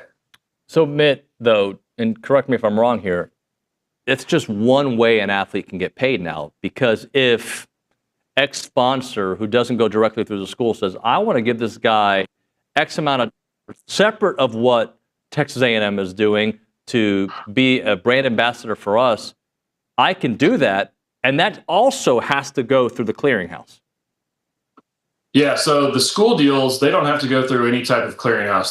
There's no review for those school deals. They do get submitted to the new College Sports Commission, but that's just to ensure that the school is staying within the new salary cap of $20.5 million that schools can pay to their athletes. And we're talking about third-party NIL deals, so any deal an athlete does with an entity beyond the school, there's no limit on deals athletes can do with third parties. The only limiting factor is the deals have to be submitted to this new entity, College Sports Commission, via NIL Go. If it's just a regular brand deal with some local business, let's say in College Station, Texas, that deal is probably going to sail through NIL Go. Where it gets a little more complicated is if a third-party NIL deal is with what this is referred to now as an associated entity or individual, which basically means a booster or a collective. If an athlete does a third-party NIL deal with one of those entities, then there's a little more strict review of the agreement. And it has to be for a, quote, valid business purpose, which really means a deal to promote the for-profit sale of goods and services, and then the deal has to be within the appropriate range of compensation. And so that's what NIL Go, which is being operated by Deloitte, is going to be looking at when you have these third-party deals submitted. But there's no limit, specific dollar amount of how much third-party NIL deals athletes can do. It's just if it's with a booster or collective, it's going to be reviewed more strictly. All right, so let's say a booster owns a mom and pop place here in town, and the mom and pop place doesn't generate that much revenue, but is one of their side businesses, and they say, I'm going to give $4 million to this athlete to endorse my little place. How will that kind of be scrutinized and looked upon? So if we're talking about a business that's owned by a booster, it's probably going to fall into the category of an associated entity. The settlement lays out 5 different factors of how you can become an associated entity or individual. And generally, if you're a business owned by a booster, at least if you're a booster that's donated $50,000 or more to a school over your lifetime, which there, plenty of boosters have done that and then own businesses, your business is going to fall into the associated entity category. And so you're probably not going to be able to go and do a $4 million deal with an athlete. That will probably get flagged by NIL Go as not being within the appropriate range of compensation. But here's the big question. Who's to tell a business that doing a deal with whatever Texas A&M athlete is not actually worth $4 million to that business? That's what NIL Go is going to have to determine, and Deloitte is going to have to determine. And then it's up to the College Sports Commission, once Deloitte flags a deal, to then determine, all right, what are we going to do here? Are we going to tell the athlete they can't do this deal? Or if we do tell an athlete they can't do a deal, is the athlete not going to do the deal, or are they going to go to arbitration and try to prove why the amount they're being paid actually is okay? So there will be lots of different scenarios that are going to happen with the third-party stuff now. Mitt Winter with us here on TexAgs Live. There's already controversy too, right, with the $20.5 million. Isn't there plaintiffs that are calling for an audit? Am I right about that? Yeah, so the plaintiffs' attorneys in the House settlement, they have the right to audit schools' finances. And so they've already, as of yesterday, asked to see some more school data, specifically referring to revenue generated from luxury suites and then what's termed as other operating revenue. I guess based on their review of the data that they've received from schools, they have some questions because there's big variances in these luxury suite revenue and other revenue categories. So depending on what they see there, it might be nothing. But if schools have underreported some of their revenue, it's possible that the salary cap on what schools can pay athletes should actually be higher than $20.5 million. And it sounds like if that's the case, it probably won't change this year, but it would change in ensuing years, possibly, which is important because for years 2 and 3 of the settlement, the amount being paid that schools can pay goes up automatically by 4%. But if we're talking about a higher baseline with 4% added to that, it's obviously going to be a higher number. I mean, it felt like the Wild West, July 1st of 21, right? Like, and for years, it felt like it. Is it going to feel like a new version of the Wild West here in the beginning stages of this, or do you think it'll be calm until they find loopholes? It's hard to say. I'm sure people have been thinking about loopholes already. So we'll just have to see how effective the College Sports Commission is at policing that type of activity. ADs and others have been saying that they're giving the College Sports Commission lots of power. They want them to investigate things quickly, and they want to punish people harshly if they find out they have been cheating or breaking the new rules. The hard part will still be they don't have subpoena power, so they can't just go out and investigate people. They're really going to be having to rely on people providing them information and then going out and investigating, which has always been the NCAA's problem. It's hard for them to detect when athletes were being paid under the table for so long. So we'll see how effective that is. They have hired 2 people now from Major League Baseball world, both attorneys, both versed in this type of investigative enforcement work. So they have good people there that know what they're doing. It's just going to be a question of, do they have the tools to do that effectively?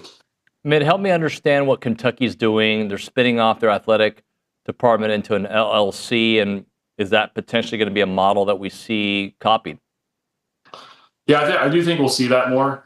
So Kentucky, under their state law, they're able to create nonprofit LLCs. So basically, they've created this new LLC called Champions for Blue, I think, or Champions Blue LLC. And they're putting all of their athletic department assets into this LLC, which allows them to operate, as a business as opposed to just part of the university. So it frees them up to do things more quickly, things that maybe would have more red tape at the university. They can, do it more efficiently. They have their own governing board with people from professional athletics and entertainment. So a little different lens on things than like your traditional, board of trustees at a university. So I do think we'll see more of that. Also, the new entity that they're forming is the entity that's going to contract with the athletes as well.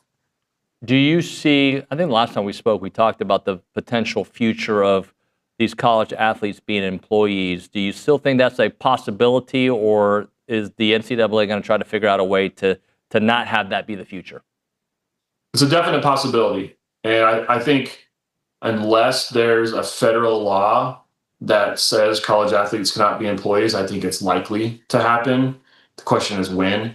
There's one case pending, the Johnson versus NCAA case on that issue right now. There might be new cases filed on that issue. And I do think the fact that schools are now directly contracting and paying their athletes probably makes that employment argument stronger.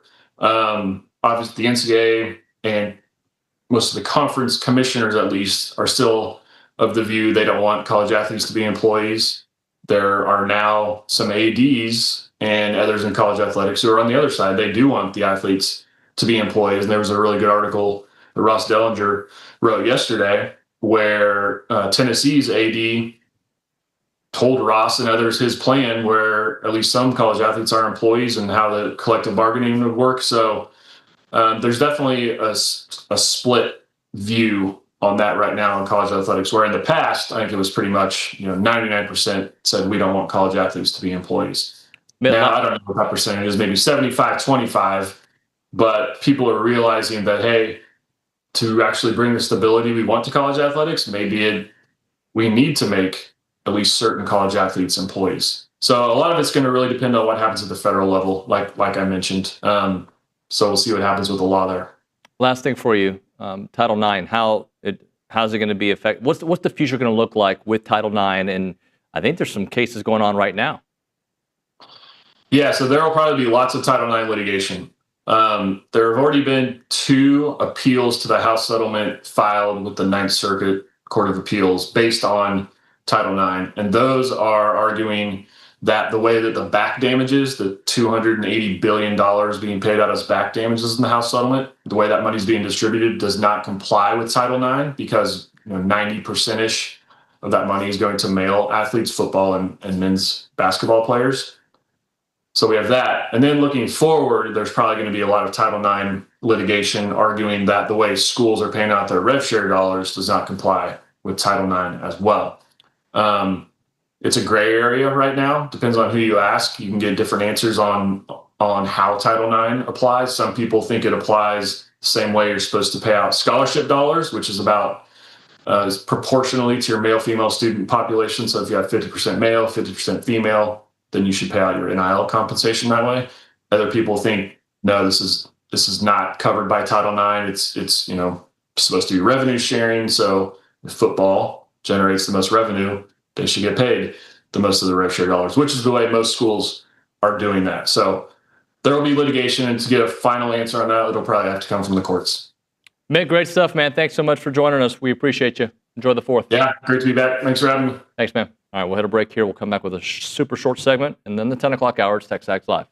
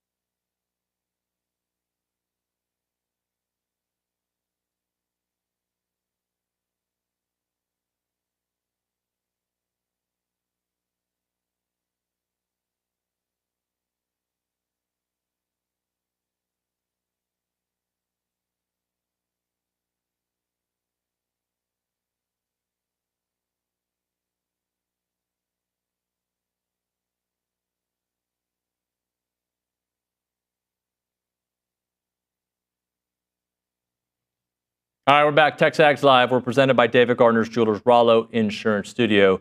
Hour number 3 coming up. We'll talk to Chris Lowe and Dustin Harris. He'll be here in studio at 10:35. Looking forward to talking to Dustin. Let's go to the Angry Elephant, News and Social Center. Ava, what do you have for us?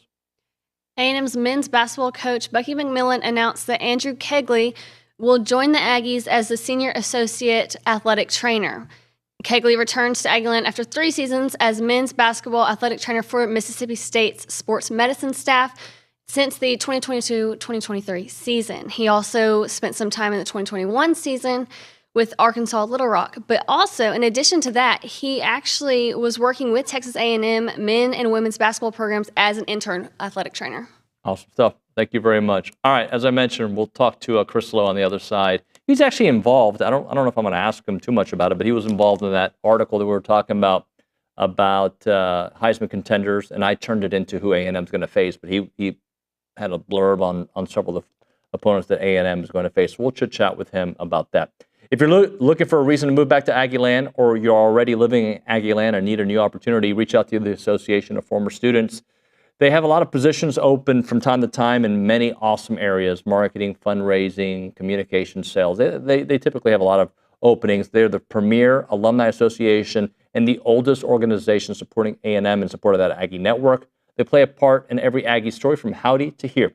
Don't miss opportunities to help out the association with Howdy Socials, Aggie Reading Day, class reunions, Aggie Muster, and everything in between. Join a team that exemplifies those Aggie core values of excellence, integrity, leadership, loyalty, respect, and selfless service, all in support of that worldwide Aggie network. If you're interested in joining the team or sharing with someone that would be a great fit, please visit tx.ag/association jobs to apply and get more information on each position. It's the association.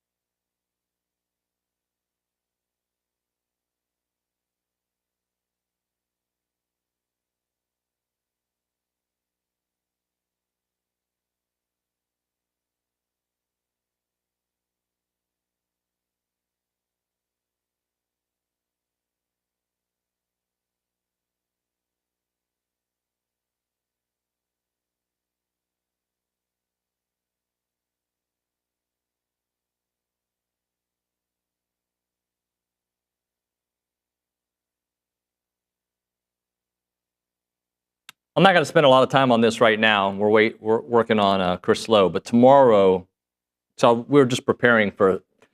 I'm talking to Matthew Dawson. So, something that hit me because of the Kyle Field conversation with Josh Pate.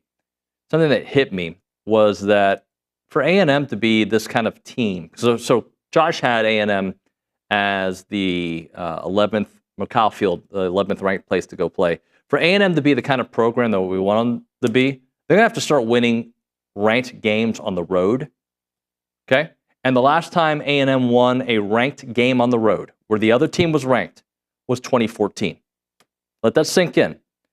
So tomorrow we'll spend some time on that, kind of going through that and what that means for the future, because you're going to be an 8-4 team more often than not if you don't know how to win ranked games on the road in the SEC. That's the bottom line. Let's go to the Buppy's Catering and Bartending Hotline. Chris Lowe of ESPN joining us here on the program. I'm sure we'll see him here in a couple of weeks in Atlanta for SEC Media Days. Chris, good morning, buddy. How you been? Good morning, guys. It's good to be with you. Thanks for joining us. So I guess start things off with A&M. So I was just talking about some of the road issues over the last decade, but just in general, as I turn the page to 25 and I look at what they did in 24, I don't want to stew too much in how the season ended, although it is a huge storyline. But something tells me they feel different because of Mike Elko's passion. Am I weird for saying that? Because what I saw from him after the UNLV game, the game in Las Vegas against USC, and knowing that typically when he touches a defense, he'll fix a defense. Yeah, anybody who's been around Mike knows just how much pride he takes in his teams being tough and physical and blue collar and not giving up anything easy. And I know in being around him and talking to folks there in that program, the thing that really stuck in their craw is they gave up a ton of runs last year on defense, explosive runs over 20 yards. And if you're going to be a good defense, you can't do that. Granted, you can't give up explosive plays, period. But when you're giving up, I think they probably gave up as many 20-yard runs as anybody in the league. That's always going to come back to haunt you. And I know that some of the problems in pass defense, I know he really was upset with their inability to play zone coverage against the pass. So, yes, I know that's been a priority for him. Mike had a long track record of coaching defenses that were sound, and as I said at the outset, tough and physical. And I know he believes that if they're going to win, I heard you guys as you brought me in, if they're going to win those games that count, i.e. Notre Dame and LSU and Texas, the ones that all Aggie fans want to see them win, that's where it starts. That you've got to play championship-style defense all season long. Well, let's talk about that defense and stopping the run, because when you look at last season, you had some NFL players on the defensive line. This year, that's a TBD. We don't know if these guys are going to turn into that caliber player. But am I just drinking maroon Kool-Aid thinking maybe the sum of the parts this year might be better, at least because of some of the tinkering they're doing? Well, they got to play better together. You're right. The Ags lose, 3 guys up front that were drafted or will be in the NFL. They brought in 4 or 5, though. And it's not like they sat on their hands during the offseason. They went out and they looked for guys they felt like would be a fit up front. And I like what they did in their secondary, too. Bringing in some guys that should be able to help and be impact players right away, because, you guys know it goes together. You got to play better on the back end. You sort of got to get to the passer. And as I said, right up the middle, you can't give up big runs. So that's just not holding up. Some of it's missed tackling or poor tackling. It's all the above. And I know that, again, as you guys said, as you brought me in, that's something, those types of things are things will be right there at the top of the priority list for Mike Elko and that defense this year. They weren't horrible. Clearly their inability to throw the football down the field on offense was what held them back for the most part there towards the end of the season. But I think it's more consistency, not giving up big plays. And again, the trademark of his defenses, if you go back everywhere he's been, is they'd never given up a lot that was easy. And they gave up too many easy plays on defense last year. You mentioned throwing the ball down the field. What do you think about Marcel Reed in year 2, as now he gets a full offseason as the starter? They've given him some weapons, Casey Concepcion, Mario Craver, Terry Bussey should grow into a nice player. Just your thoughts on what Marcel has to do for this offense to take a step. Well, I think the people around him have to take the step. Clearly he does too, but I think they should be better around him. There's no reason up front with all the guys they're bringing back in the offensive line that they should not be an offense that is balanced and not have to put too much on him. No, he's got to throw the ball better, as I said, down the field. They've got to be able on third down to move the chains when they need to, 3rd and 7 and 3rd and 8. Having a healthy Le'Veon Moss for the whole season certainly will be a big part of that. But you mentioned Concepcion.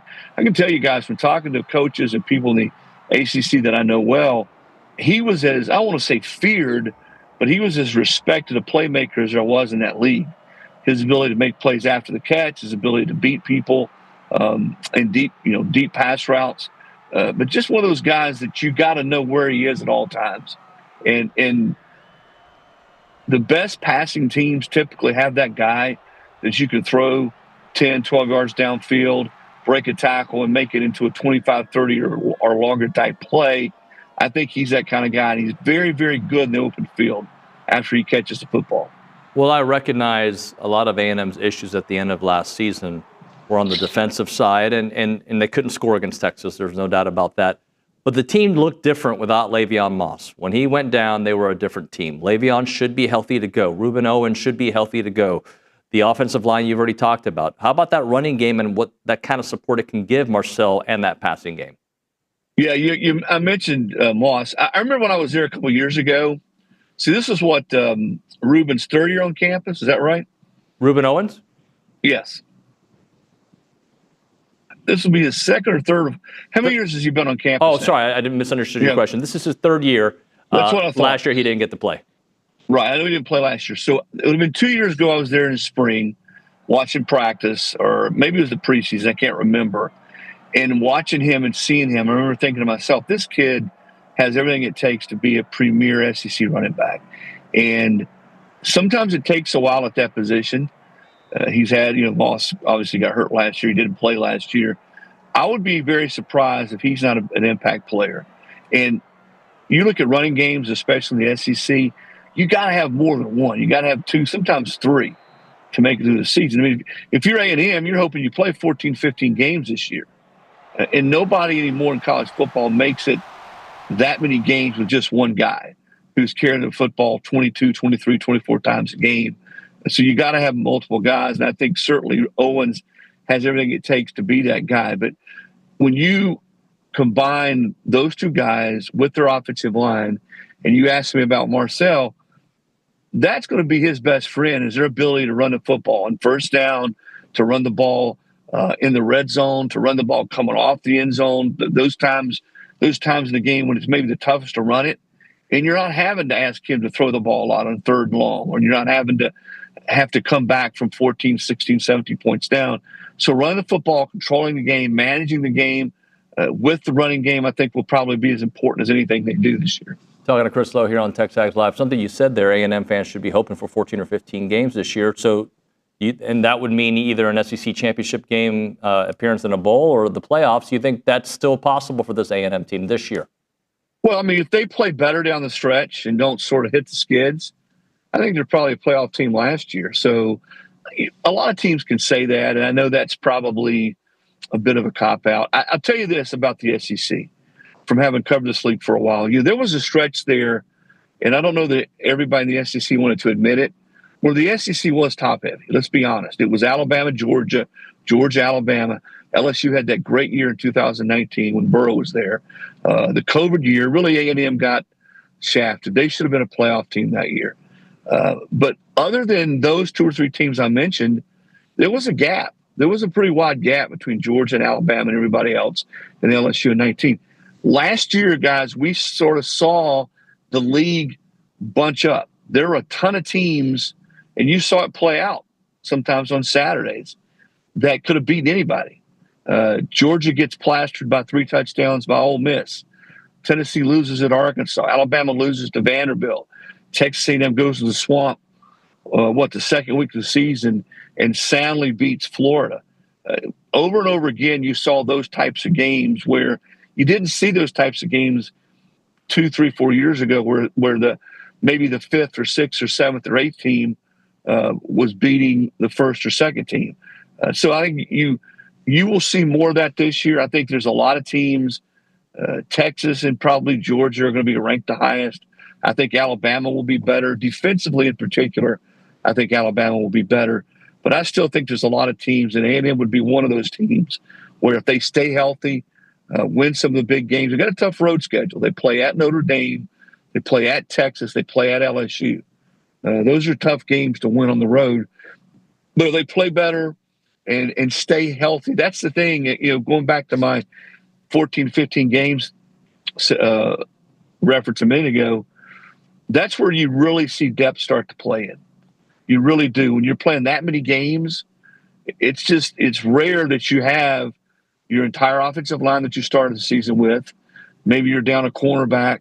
Maybe you're down a running back like Moss last year. That's where we start talking about your first 22. Really, it's your first 40. And that's where you see that play out now in this era of college football when you're having to play so many games. But no, I think A&M is in a group with maybe 6 or 7 other teams that you could throw in there. And, hey, if things happen right for them, the breaks go their way, they stay healthy, they could be a team that makes the playoff. Tennessee last year wasn't a great football team, but they made the playoff. They won enough games. And here's where I think we were talking about with A&M. Tennessee was really good on defense last year. And I think if A&M can make those kinds of strides on defense, they have a team, have a chance to be a team like a Tennessee, even Georgia. Think of Georgia late in the season. As I said, Ole Miss, I was in Oxford. Ole Miss just beat them up physically. The kind of thing you don't really see happen to Kirby Smart's teams. And it took, 8 overtimes for them to beat Georgia Tech, the last game of the season. So I think we're going to see more of the same this year. Who wins the close games, who stays healthy. And I really think probably realistically there's 6, 7, 8 teams in the league that have a chance to be a playoff team when it's all said and done. Chris, off topic here. If I remember correctly, you and Jimbo had a pretty good relationship. Do you think we see him coach again? I know he wants to. I talked to Jimbo this spring, and he certainly wants to coach again. Was in it in a few places last year. I think he probably will be a little picky. It's not like he's sitting around watching his budget right now. And I'm joking, obviously, but he does want to coach again and get into a situation where he feels like he can win at a high level. Sometimes that works out, sometimes it doesn't. The guy's won a national championship. It wasn't a complete disaster at A&M. It maybe dipped there toward the end. I do think there will be some people that will be interested. Here's the thing with Jimbo Fisher is I think Jimbo probably needs to how's the best way to say this? He needs to prove again that he's the Jimbo Fisher he was earlier in his career. I think that towards the end he rubbed some people wrong. I don't think there are a lot of people standing up on the table fighting for him, whether that's fair or unfair.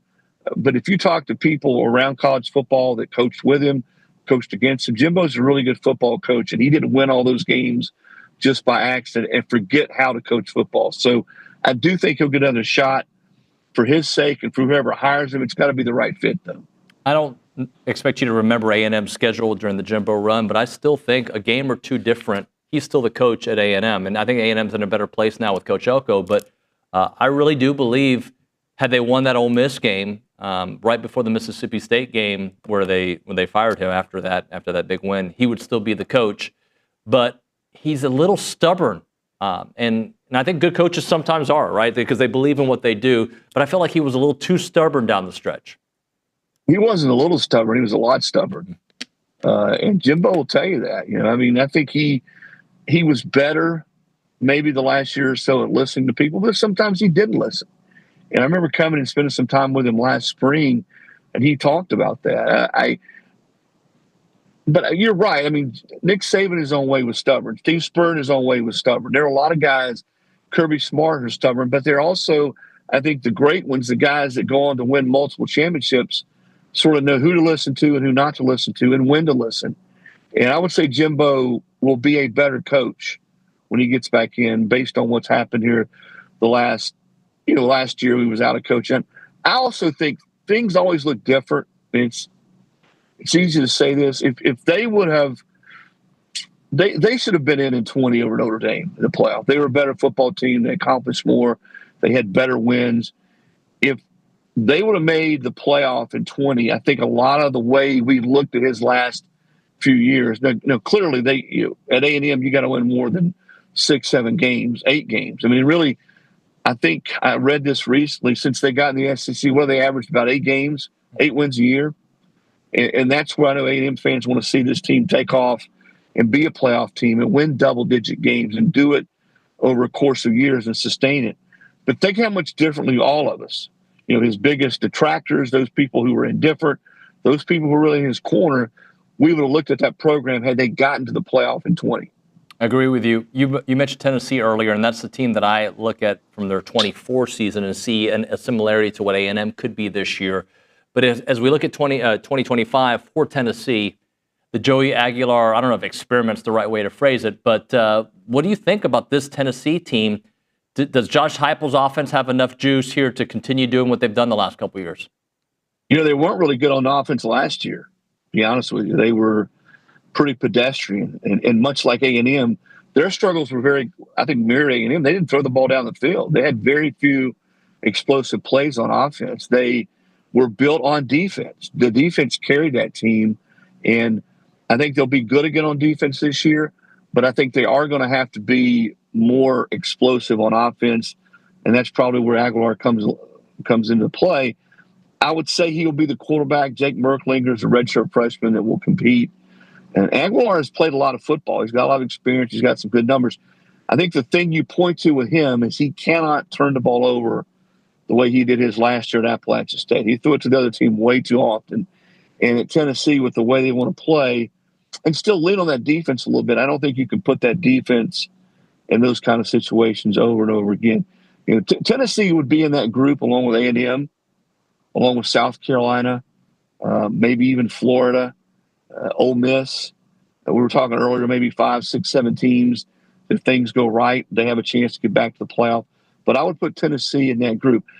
Who are the most talented teams? I still think Georgia and Texas and Alabama are the most talented. I would put LSU in that group with A&M too, A&M and Tennessee and Florida. But there are a lot of teams I think that are capable this year of being playoff teams if things go right. I think that's, the SEC hasn't won the national title the last 2 years after winning, basically dominating the national title scene. But I think in a weird sort of way, what we saw last year and what I think we're going to see this year is healthier for the conference because you got more teams that really have a shot, in my opinion, to get to the playoff and potentially win the national title. And that, to me, is more representative of what a conference should be. Chris, last thing for you. I probably should have asked you this when we were talking about the Jimbo stuff, but you wrote an article recently about the college football streaks that won't be broken, and you talked about Alabama winning 100 consecutive games against unranked foes, except for the game when they lost to A&M 41-38 here at Kyle Field. But just when you think about that, like what Coach Saban was able to do in Alabama in that stretch, just you're right. I don't know if we'll ever see anything like that again. Yeah, Nick had a lot of unbelievable accomplishments. 7 national titles, 6 at Bama. That in our lifetime, will we see a coach win that many? His record against ranked teams was just out, really just sort of sick when you think of how many games he won against nationally ranked teams and all the players he put in the pros. But you're right, man, 100 straight wins over teams you're supposed to beat. That, to me, is the hardest thing to do in college football, is to get a team up week in and week out to play your best football. And when everybody's telling you how great you are and you win 100 in a row against teams that are unranked. And I think, you go back to that A&M game. A&M wins on the walk-off field goal. It's a close game. Had they won that one, I think the streak would have probably continued at least until last year. So, yes, that's remarkable. And I'm glad you asked me about Jimbo because I do think despite the way it ended, he's a guy that when we look back, and I think there's some people around the state who might disagree with me, but when we look back, I think his career will probably not look as bad as some people felt like it was when it ended.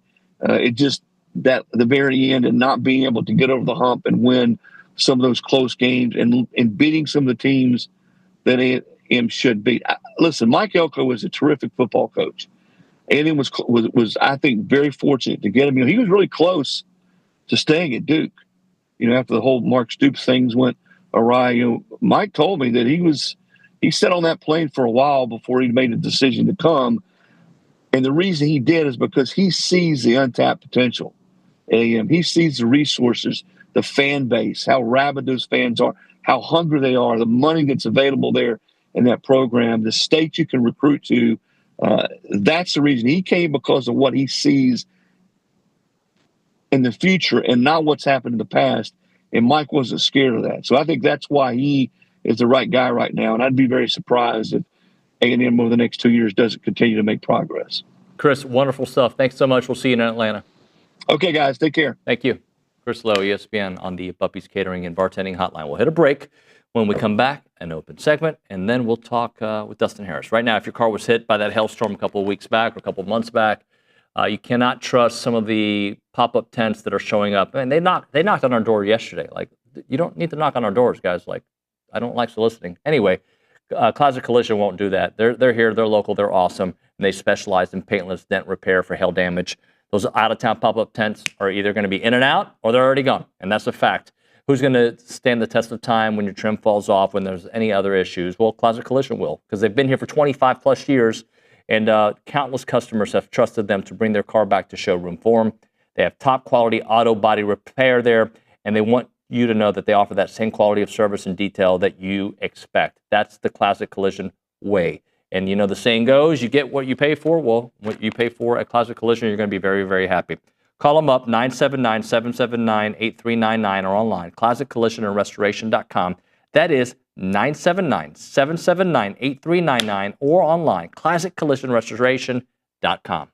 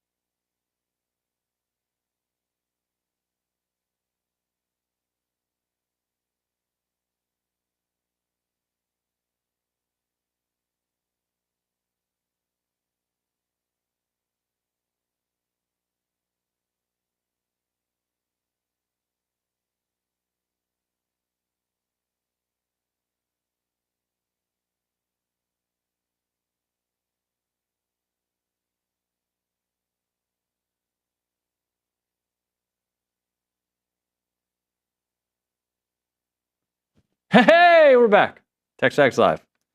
Presented by David Gardner's Jewelers Rollo Insurance Studio. Let's go to the Angry Elephant News and Social Center. Ava, ¿qué tienes? So I have a text from Mike that I want you to give your opinion on. Okay. See what you think. I'm not going to answer. Oh, okay. Go ahead. Okay. The SEC podcast ranked the Aggies' schedule as most difficult in the SEC based on quarterbacks that they will face. The Aggies are the only team that will face the top 4 ranked quarterbacks in the conference. Okay, so who sent that text? Mike. Do you think it could be SEC Mike? Because he's from that SEC podcast. Could be. Very possible. Yeah, I guess it goes along with the segment we started the show off with, right? Like A&M, when you think about their schedule, like they take on some dogs, right? And it said the top 4 quarterbacks. Mm-hmm. Did it name the top 4 quarterbacks per that SEC podcast? It did not, but So Lagway, Lenore Sellers, I guess they probably have Arch on there. And you know who's somebody that probably is a little under the radar that we're not talking about? Who's that? Taylon Green at Arkansas. I feel like that's... Have you been hanging out with Matthew Dawson?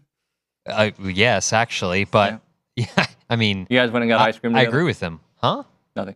I don't know. I'm not sold on Taylon Green. I'm not. I know a lot of... Like, he was good last year. If you look at his numbers, he was really good. I don't think he was great against A&M. I don't know if you have his box line against A&M. And that game at times felt closer, but I'm just not completely sold on him. And I think part of it is because I think the talent around him is going to be sucky. Excuse me for lack of a better term, but I think that is part of it. So I got you right here against A&M. He was 23 for 41, 279 passing yards, a touchdown and a pick, and running the ball, he only had 6 yards. Well, that was the big thing going into lot. that game was the running game for Arkansas. And if you remember, they ran the ball with Jaquindon Jackson really well to start off the game. I think in the first quarter, they had already call it 30 yards in the first quarter. But then after that, Jaquindon Jackson didn't do anything. And but looking at Taylon Green's stat line, it's better than I expected. I don't think they're going to be very good this year. But again, Peyton Thorne. You know how it is. I say somebody's not very good, they end up being really good. So he's in that tweener category for me. Because when I look at folks like Lenoris and Nuss, and I'm putting Arch in a different category, and Lagway in a different category. I think the Lenoris Nuss camp is when they're good, they're good. Now I haven't seen Lenoris be really bad. I don't think Lenoris had a bad game last year. I don't have his stats in front of me. He was very, very decent last year. But I think Nuss had those low moments. I don't think you get that many low moments with Taylon Green. I think he's just very consistent. So I might be willing to kind of turn the page on him. I'm going to have to sit on it a little bit more when we go to SEC Media Days and I talk to these insiders. I'm going to try to take in some of that information. But I just don't think he's got the talent around him. I don't. I like Sam Pittman, but he can't be around for that much longer, guys. That's a midseason firing ready to happen. All right, we'll hit a break. When we come back, Dustin Harris in studio. We'll chit-chat with Dustin to close out the show, find out his thoughts on what's going on with A&M football and his personal life and all that good stuff. It's TexAgs Live.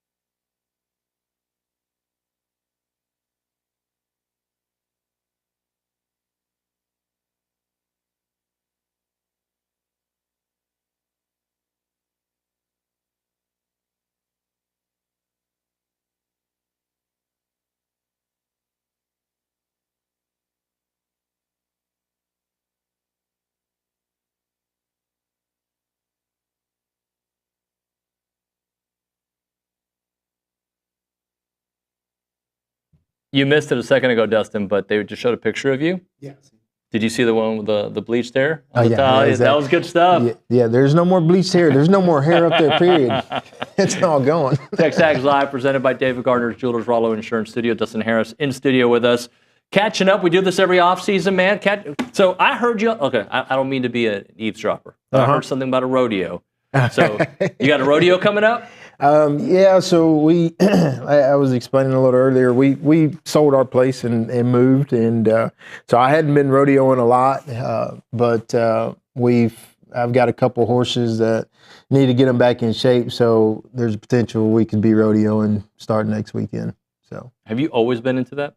Ever since I was little, probably since I could ride a horse. I joke about it, but during summer ball, when I was here at A&M, I'd go jump on bulls. Really? Yeah, it was.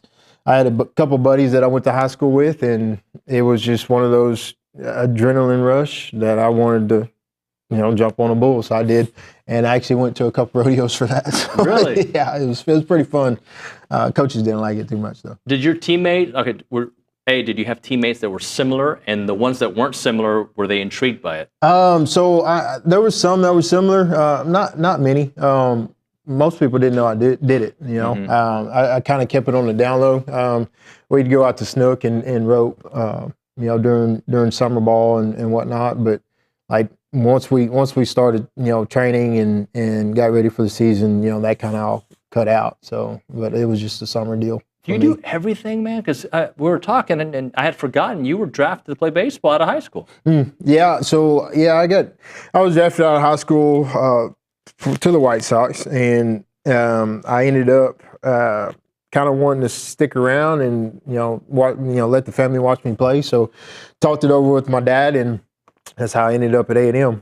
Really, Coach McMillan is the reason why was at A&M. So yeah.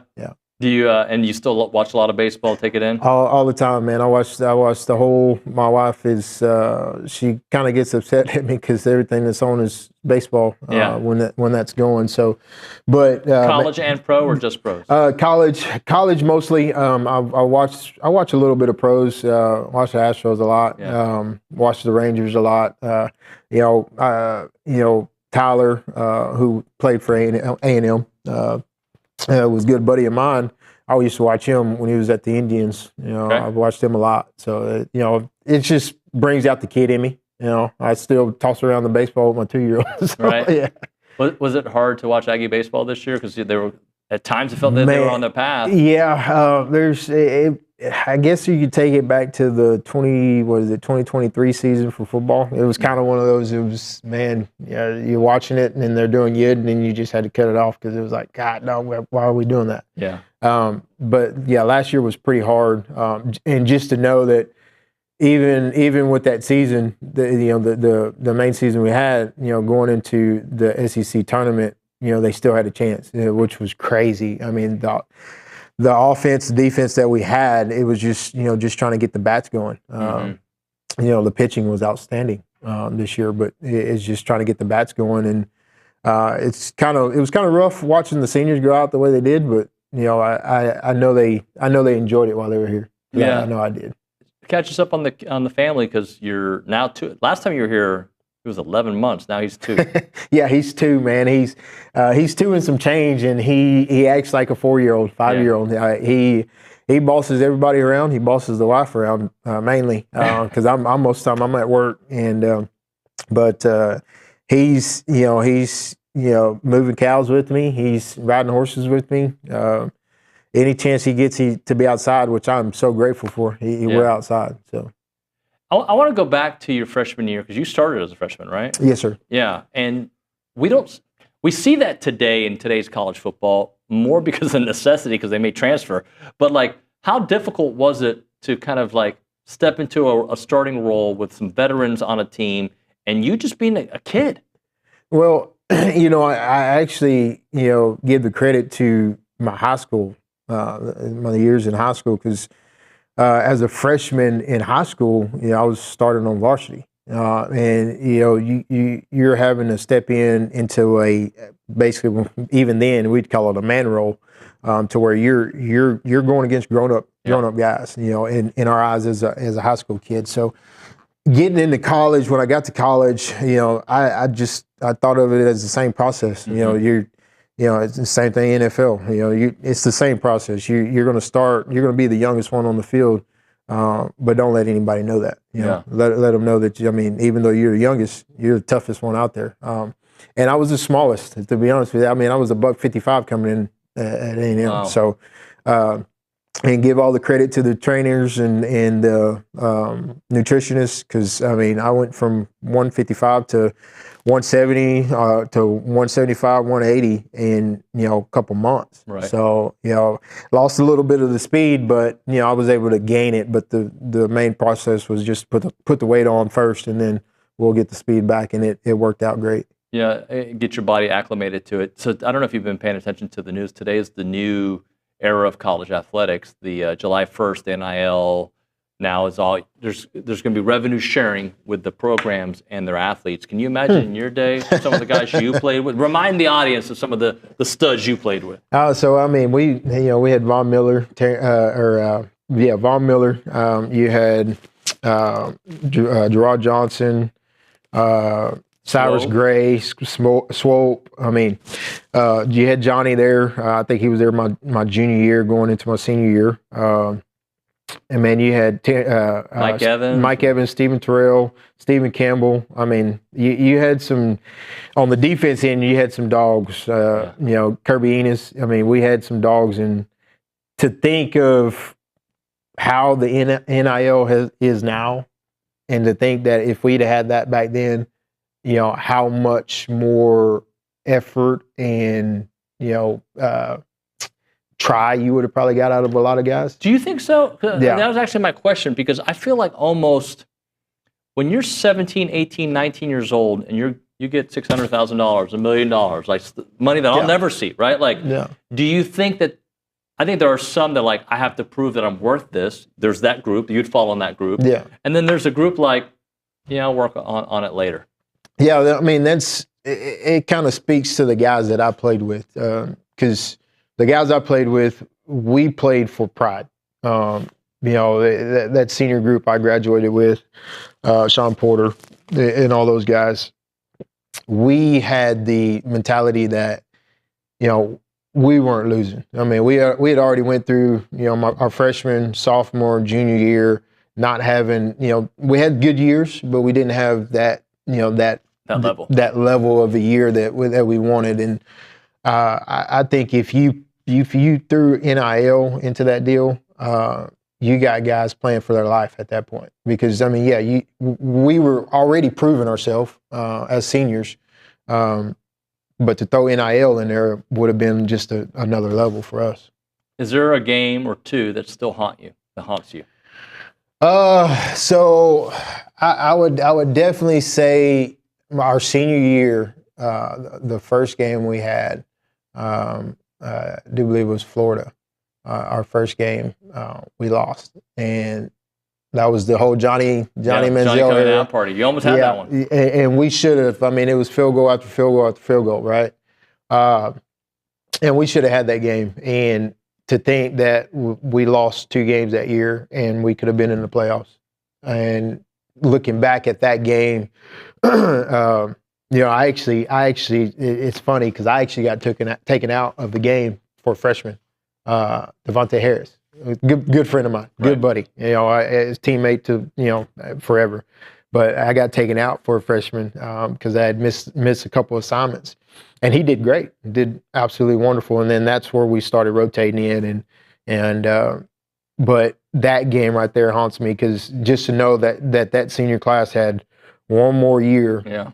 To get to and playoffs had just started, so one more year to get into the playoffs, and all we had to do was win that game. What about a game you still cherish that you think about, that was my game? That's got to be the Alabama game. That's that game. I think everybody, Ryan Swopes, Neely, Stephen Terrell, Stephen Campbell, T. Hurd, Everett, I think that whole entire game, we were on another level. It was like we didn't even know each other. Right. We were making plays that we've never seen anybody make before. And we kind of surprised ourselves, and from that day forward, I mean, it was like, all right, we got this. Yeah. So that game right there was just, and to do it in at Alabama against Nick Saban, and against the elite running backs that they had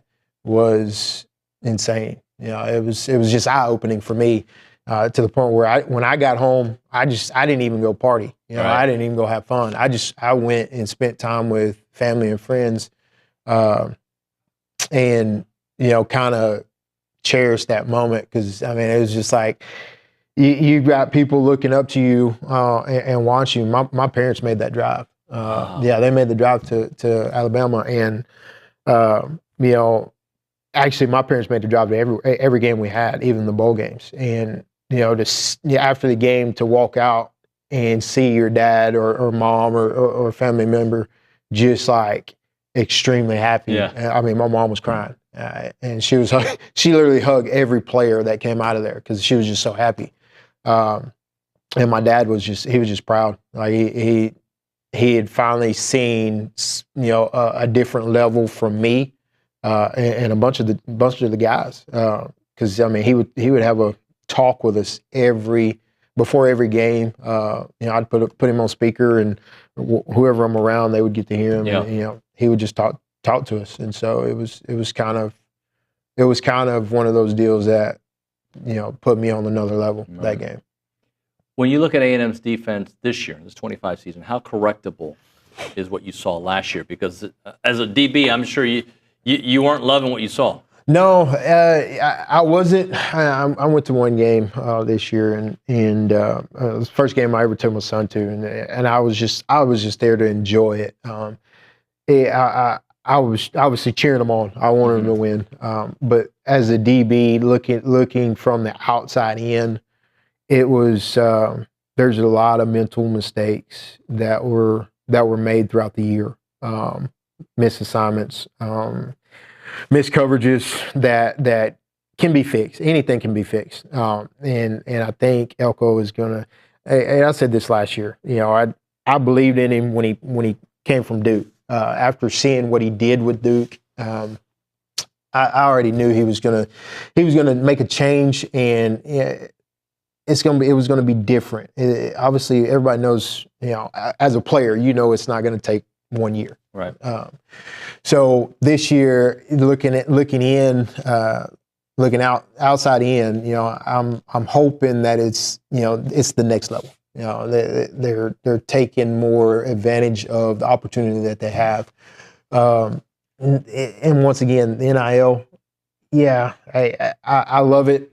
I wish I had it when I was in school, but at the same time, play for yourself. Right. Play for the self-confidence that you've gotten yourself to, make yourself look good. Don't play because of the money. Don't play because of, you got fans in the stands. Play for the pride. And that's what I would tell every single one of them. Just play for yourself. Play for the guys that are actually on the field with you. Know your assignment. Just listen to the coach, because they don't just go to practice and then go home. Right. Those coaches stay there, for hours. Some of them don't leave. I know Coach Mack didn't leave till 12, 1 o'clock in the morning, and then turn around and be back at 6 a.m., Right. So those coaches, I mean, they're studying film more than you are. So just listen to them, and, they'll put you in the right spot. Dustin, thanks for coming in, man. Yes, Appreciate sir. you, sir. Yes, sir. Appreciate it. TexAgs Live will come back with Around the SEC next on TexAgs.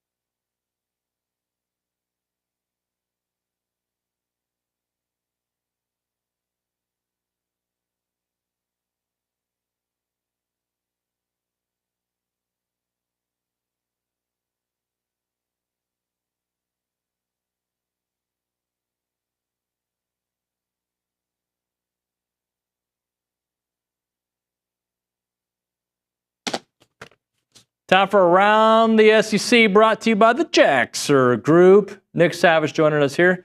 Nick, these former player interviews have been, they slap, as the kids say. Yeah, they do slap. And you call yourself Mr. Country. I would like to see a rodeo competition between you and Dustin Harris, and I would put literally every single cent I have on Dustin Harris. I would too, because that guy, he is about that life. I'm a poser. I recognize it, like you, Nick. You're not wrong. That guy's a real rodeo guy. Although cowboy. I know that you love rodeo. Well, I do, yeah, but I'm not a real cowboy like that. What do you have for us on Around the SEC? Well, FanDuel updated its 2025 SEC football odds, just ranking the conference contenders, from top to bottom, and just who has the best odds at the 2025 SEC championships. Texas Longhorns lead the way. They are plus 280. Well, first of all, where do you think A&M will fall in this list? I'll throw it back to you. I'm going to say they're tied for fourth. Okay. So Texas number 1, Georgia number 2, they are plus 300. Alabama plus 490, they're in third place. LSU Tigers, standalone LSU Tigers, are plus 700. Ole Miss Rebels number 5, they are plus 1300. Texas A&M Aggies, they are also they're plus 1500. So they are 6th in the conference. Okay. We'll round out the top 10 here. Florida is 7th, Auburn 8th. Oklahoma 9th, and South Carolina 10th.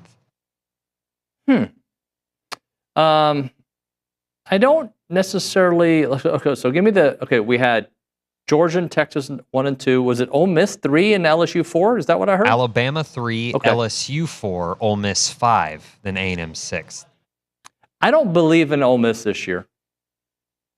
I don't. Fair. I would move A&M above them, but again, we're going to spend a lot of time on this tomorrow. If you're not winning road games, and you're not winning road games against top 25 teams, why are we even playing this game, right? So they're going to have to prove that they can do that, and that'll be the difference next season in being a team that can get to Atlanta or not, right? Yes, you got to take care of your home field, but you have at least 3 top 25/top 10 road games. I don't know if Missouri's going to be there when A&M gets there, but you have at least those 3. So anyway, Nick, good stuff, buddy. Appreciate you. All right, that's going to do it for TexAgs Live here on a Tuesday. What a great group of guests we had today. Chris Lowe was fantastic. Dustin Harris, he can come on anytime he wants. We had Josh Pate breaking down his rankings for winning on the road, home environments. Midwinter, the official start of this new NIL era when it comes to the house settlement. Charean Williams and Mike Huguenin. That was great. Tomorrow on the show, I think we're going to have Billy on the show. He said he would try to come on Wednesday. We'll have Bronny on the show, and we'll have Pat Benatar. Not really. TexAgs Live. We'll see you mañana.